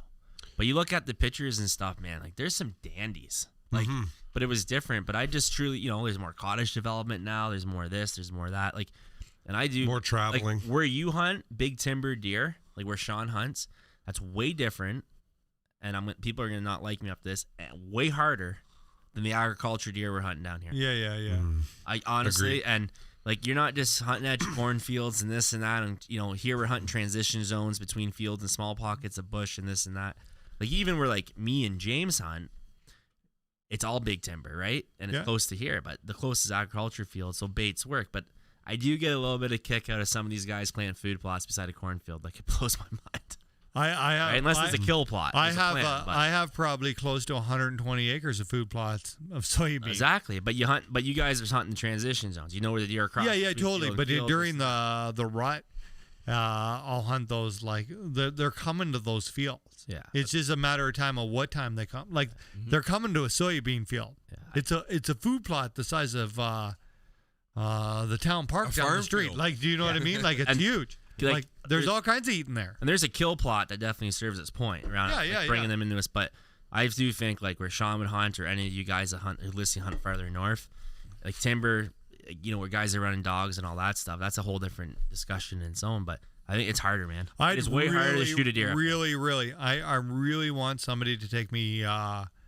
I'd like to go with somebody to run hounds. Oh, I think it'd be a blast. I haven't done it. I've never done it before. I sell all the dog and you know what? And I've honestly talked about here where I don't feel like it's my jam, but I really want to go. But I'm not even dissing it until I experience it. Exactly. And maybe I spoke too soon, but I might ask Mark Clifford if he'll take me. Mark Clifford is an amazing houndsman. Another guy who runs. I'd really like to just go. Two other camps that run good hounds are Williams. Yeah. Mike and those guys, they run good hounds. And Tyler Cuppy and his crew, they run. Actually, their camps are beside each other, I believe. I'd really like to go. Like they got 15 dogs. Hey, it's a real show. Yeah, you know what I like too is I like all the other camps around me that run hounds. Yeah. And all the deer come and hang out over here because it's quiet. Yeah. It's an interesting world. You think that helps you for sure? Your property for sure. Oh yeah. They used to trespass on our property all the time. The guys next door with the dogs. Yep. I'd just like to go. And then experience we're there it. all the time. We're like, get out. I think that if I don't go, this is just an experience. Maybe I go and I don't like it. Maybe I go and I get 30 walkers. The only thing I've hunted over dogs was coon hounds, or like over Mark Clifford's coon hound. Yeah. And we went and treated some coons, and because he does the fur trade and stuff. Did you do it at night? At night. Yep. Dude. It's a blast. Like you're literally sitting there by the truck, you let the dog go and you drive. Like the things cover miles, right? So Garmin, we sell like the Astro tracking collars with the drive track GPS in your truck. You know where your dog is. Well, you're following your dog, all of a sudden you hear him, like he's on it and he's treating him. Dude, it's a ton of fun, and that's a dying dying sport up here, right? Another guy that's huge in that is Toomer up at Accuracy Plus. Yeah. Guy runs some great coon dogs, man. And like I always said, I want to get out and learn. But you know, it's a lot of work to keep a couple coonhounds in a kennel at home. They're not your average pet, right? Like it's a year-round commitment for a bit of fun, and that's why guys are getting out of it. But well, and there's like I'm sure there's a ton of like you got to have a special license to run them at night, and like to discharge a gun, and like they almost make this so much complicated. We're like, and this the is only way you can hunt coons is with a dog at night. Yeah. And so here's another thing. Like my plan, all this for the last 10 months, was to take Casey to the Ganaraska Forest. I was going to buy a pass, and I thought that on the way to East Hill out in the mornings, I could let Casey out, and we could do some partridge hunting for a couple hours, and then go to work. They just passed a rule saying that you can't have your dog off leash in this on the Ganaraska property, and this includes hunting dogs. I'm disappointed in that. It sucks. Very disappointed in that. Now, Woody, you brought up a good point about like Woody likes to bike, and he has dogs who have bit him. Yeah, it's a regular thing, and it isn't. But these aren't hunting. Does it dogs. make you ride faster? It pumps my adrenaline. That's there you go. But those aren't hunting dogs. Like Casey is I've worked so hard so that at East Hill she doesn't bother people, let alone bother people when we're hunting. Sorry to cut you off, but I can honestly say the people that have trained dogs or hunting dogs or gaming dogs are the best people. Their dog sits right down. Right beside them. I don't even hear them make a sound. Yeah. All of a sudden, boom, that dog is right beside them. It's the little toy dogs that come and bite my calves and ankles all the time, and the owners are like, oh, sorry about it. So, yeah. This recently happened to me this morning. I absolutely lost my shit on a lady because this was the third time in the same area that this dog bit me. Wow. And that was it. Yeah, see, that's like if my dog bit somebody, I'd feel so like I've been bit by a good dog. I've had a couple friends attacked by dogs. One almost lost his face, like scarred for life, all down it, stuff like that. But like, you ever imagine? Like my dog Hank, he's never shown a sign of aggression. He's never growled. But the moment one of my dogs gets old and senile and I feel like he might snap, I will deal with that dog then. I know that sounds horrible. Like if it ever gets to that point, hopefully my dog never will. But like I had a buddy growing up of a German Shepherd. Old Yeller. Like I had a buddy, Like I had a buddy who grew up with German Shepherd. You know, it bit him and it bit his dad once, like ripped the good chunks of this and that. I would go to that house, man. Like I was scared shitless. You look at that dog and it's growling. You just think like, is it better not be my turn? But that dog shouldn't, hate to say it, man, that dog shouldn't be around people. No. Yeah, and like guys who are training hunting dogs, if you could get a dog to lay in a layout blind while you shoot a shotgun over its head and it doesn't get up until you tell it to, that dog's not really interested in chasing your bike. That dog's living a more exciting life.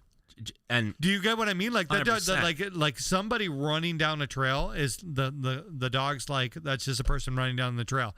Let's go find those birds so that you can shoot it and I can put it in my mouth. And then we're going to have a party because you're going to be super excited when I bring this back to you. Which goes back to the argument, guys. Like, what, your hunting dog lives in your house? If well, it'd never be a good dog. Yeah, right. Yeah. I think that brings them, I think that makes them more loyal. My wife just sent me a snap that my dog's laying in my office because she's waiting for me to come home. It's like my office beside the door. And that's what he does. Like, it makes them more loyal. And all our friends comment, can you train my lab to do that? Train my lab to do that? Because when we're not hunting, he obeys. That's if right. I say come and sit, he, like what he said, he sits, he stays, he moves. Like, it's different. It's a different thing. So I had Kevin tell me the other day, he was like, I can't believe how well she behaves here. He was like, I should have had this conversation with you a couple months ago, how you can't bring your dog to every work, but it's hard to have it with you now because she behaves so well. Yeah. And I was like, you think she's behaved at 10 months? Wait till she's 18 months. Wait till she's 2. 3. Every year they get a little better. They get a little better, right? Like, so on the weekend when we were goose hunting, you were on the phone and we were going to get the trucks, right? We're like halfway there. Yeah, both dogs are with us. Both dogs are with us. And we were a little concerned that they'd act like idiots because our dogs like each other and they like to wrestle. Yeah, they wreck all the decoys. Yeah, they didn't wreck all the decoys. I hear the geese coming. I ran by you and I was like, I belly slapped them and I was like, get in your blind, they're coming. So we're running and she's 10 months old. Right? And on the dead run, I yelled, get in your house, get in your house, get in your house. The dog beat me to my layout blind and was down and in my feet. So when I dove in there, pulled the right, and but I got in there and I was like, man, I'm really proud of you. Yeah, it's like awesome. I was like that, like way to go. Yeah. Like, do you know what I mean? awesome. Like this is like phenomenal. I would love to train dogs on the side. Yeah. I think it'd be tough. Hang some I would other love it. like I honestly, I would love to like have a little dog kennel and drop your dog off. I really like Take mine. If there was a dog who isn't mine, Hank's my favorite. I really like Hank. Hank's crazy. But Hank is the master. So he's got to lay out a blind of his own. Hank every minute gets 1 inch Yeah. until his tail's in it. So that was the first time of the year in the afternoon. Huh? Yeah. He didn't inch out at all. But in the morning, he just like this little inch. And I had to say, get back in your house. And he backs up. Right? Yeah. And then but in the afternoon, he was way better. I love how he slams into that. Like he doesn't go in there gently. He just hammers it. Like so mad that he's in here, like right? Like, what are you guys doing? And you know Like what? shoot something. It's double-sided entrance, but I keep one side closed. So he goes in and turns around. And I just the way I've trained him since he was a puppy, but now he's a little bigger. If I open up the back, he'd come in a little smoother. But he comes in, slams it, spins around, and when the geese are circling, he's just like looking up, like he is so driven to please. Like if people worked as hard as dogs and were as loyal as dogs, the world would be a good place, man. I had a great weekend. If we hadn't shot a single geese or seen a single goose, when I was running to my layout blind, telling that dog to get in her house, and she jumped in there before I got there, we're talking. Why were you out of the blinds? We were leaving. We were done. Oh, If you want We're going to birds get to show trucks. up, you pack up the decoys. That's how it works. That happened I'm to us. serious, man. It's like I heard them, and I was like, Baristow's like, get in your layout, and he was talking on the phone. I ran by him. I'm like, get in your layout, and I'm talking. I was probably 70 yards out when I started yelling at her. Like, right, I gave her like 2 beeps on the Garmin thing so I could get her attention, and I was like, get in your house. Yeah, and she beat me there. Hank has the Garmin Sport Pro too, and like I don't even use it now. Training, yeah, but like I never have to touch that button anymore. It's different. Like every year, Tyler Cuppy told me this, who I got Hank from, and he's like, every year dogs can get a little bit better. You just got to keep doing the basics, but every year, like Hank, he has like that whimper, like he kind of talks. Yeah. So he's like, outgrown it a bit, but when he first he's couple years, it was insane. Like, it was beyond annoying.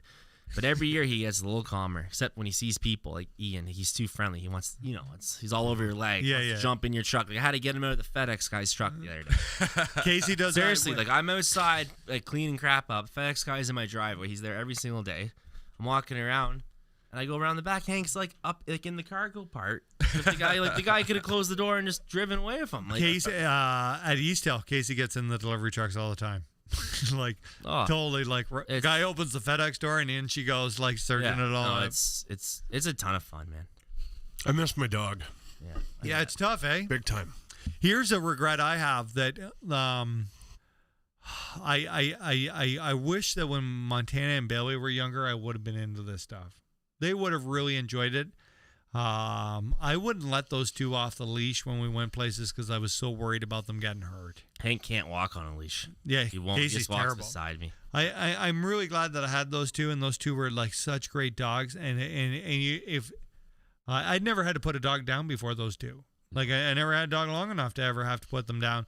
After that, I was like, they're like something changed inside of me, and I was like, you know what?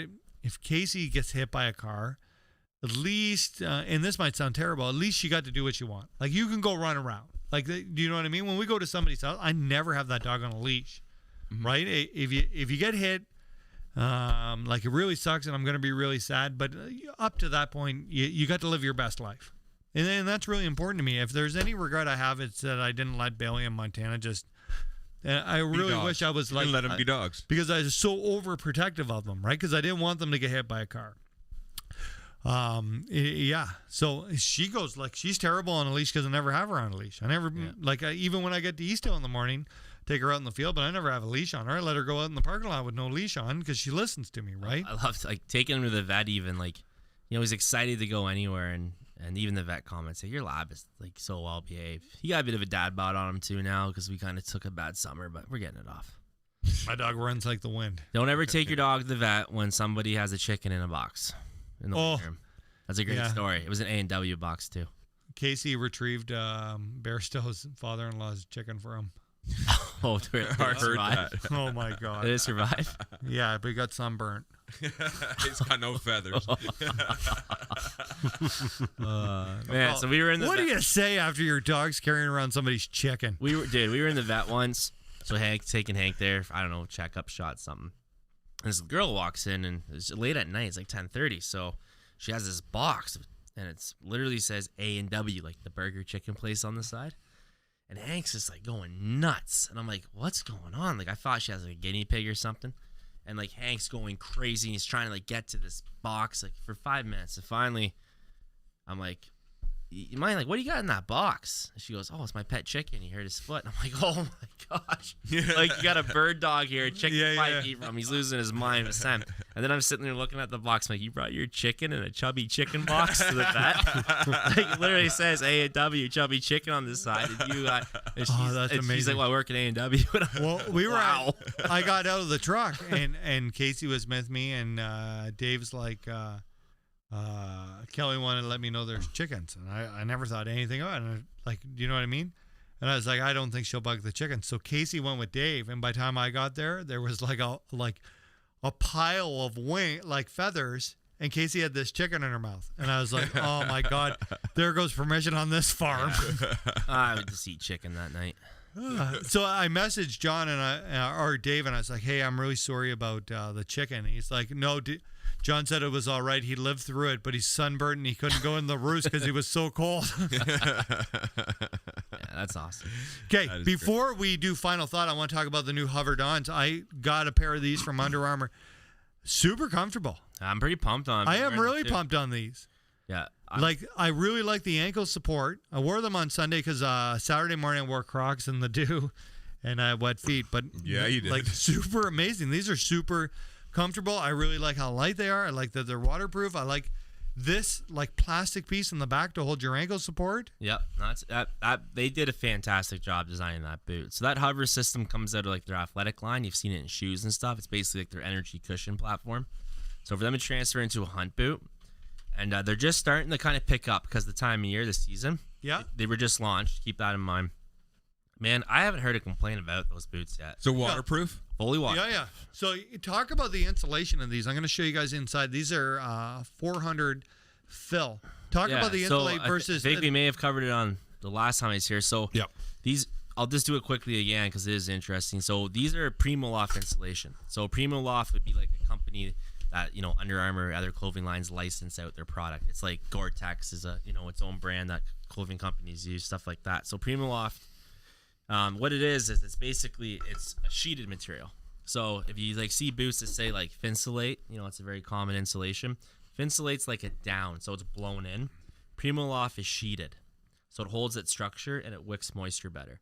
So a good thing about Primaloft is it never falls. Where if this was Finsulate, over time it would eventually fall to the bottom of your boot, not keeping your foot warm after a couple of years. So Primaloft, that never happens. It wicks moisture better, and it's double the rating. So this that's the interesting part. This is the interesting part. And honestly, it might be one of those things, and like, you know, there's no real industry standard at, you know, making, because it's a different kind of insulation, so it can't really be compared to like Finsulate or Duck Down or whatever. But 400 grams of Primaloft is equal to 800 grams of Finsulate. So you just double it. That will never. So a lot of people look like, oh, it's only 400 grams, it's not gonna be warm enough. It's like, oh no, it's gonna be warm enough. But so it's really cool. So we used to do samples like when we did Under Armour bookings. I had a little ball of Primaloft and a sheet of Finsulate, and you make the guy close his eyes and put it on their hands, and they weigh nothing. And you say, what hand's warming up? And all of a sudden, oh, my left hand's like warming up really quick. And open up, it's Primaloft in his hand. Yeah. I could see a pair of those boots in my near future. I'm gonna. So they come in. I think you should get a set. They don't come wide enough for me. They come in insulated and non-insulated. Non-insulated. I'm gonna get another pair of non-insulated ones for turkey hunting and stuff. And like I'm gonna wear these fair weather boots. Is that what you're saying? Yeah, I'm gonna wear these ones for deer hunting and stuff. But I'm gonna get a non-insulated pair for like turkey hunting or grouse hunting, stuff where you're walking around and you're going to keep your feet warm anyway just by walking. We should grouse that next couple weeks. We should drive. We should drive a couple hours north. Let's do Dogs. it. Final thought, Mark. Crew together. Already? It's like after 10. Well, I think a lot of emotions come out tonight. And I think a lot of people needed to hear that. And if you're struggling for something like that, reach out, because I'll guarantee you there's not a person in your life that won't help you when you need it. Yeah. And reach out to one of us. Yeah, You need to talk it out. Yeah. If you need to eat talk it that out. Cake. Eat the cake. Eat the cake. Have fun. If you need to message somebody, you need to talk. Like, one of us is here to talk to anybody. Yep. Yeah, just don't ask me for a deal. Other than that, I'll talk to you about anything. Oh, was that honesty? Sorry. Or being a pro staff. Yeah. Well, it looks like I'm paying for that non-insulated pair. Go ahead, Kyle. Final thought. It's okay if you wake up one day and you decide to change the plan. Yeah, that's a good one. That's my final thought. Because it That's happens. beautiful. It does, Right? happen. You know, you wake up and it's like, I want to change the plan. Giver. That's a good one. That is a good one. That's gonna be the title of my book. Seriously. My book's gonna be things I shouldn't have done. Mine's probably going to be a coloring book. My final thought is don't be afraid of the guy beside you with the soft hands. Because they were sweaty when I shot. That's funny. Woody. We're on a rock traveling around one of 100 billion stars. Our species is one of over a half a billion that have ever existed. Our chances of being born are about 1 in 400 trillion. You're not special, but you're pretty freaking lucky. Enjoy your amazing life. You'll never exist again. I saw that one. That's a good one. That's a good one. I'm gonna have a hard time sleeping tonight after hearing that. I know I'm screwed up now. Don't be afraid to fail. Get out there, enjoy life. It takes a lot of failing to learn how to succeed. It takes a lot of learning to learn how to succeed.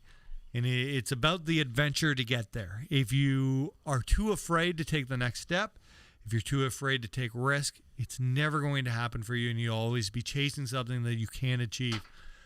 Take some risk, have some fun, love lots while it lasts, and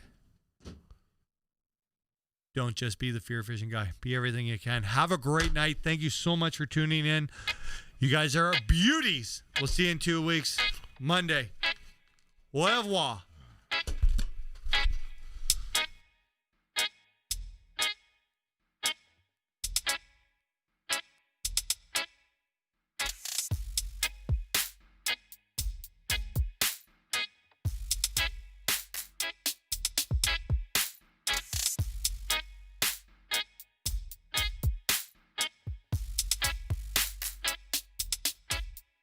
My sight, my soul, my heart, you stole with the lies that you told. Hoping I would never know you like your plan. Want me to be another man you control. But lo and behold,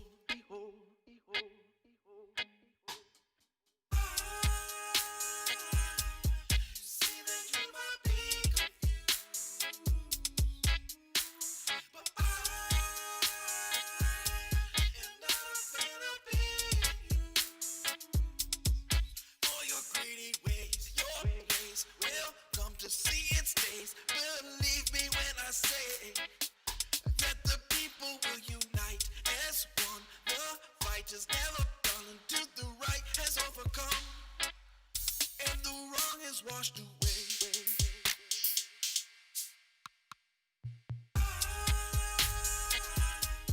See that you might be confused, but I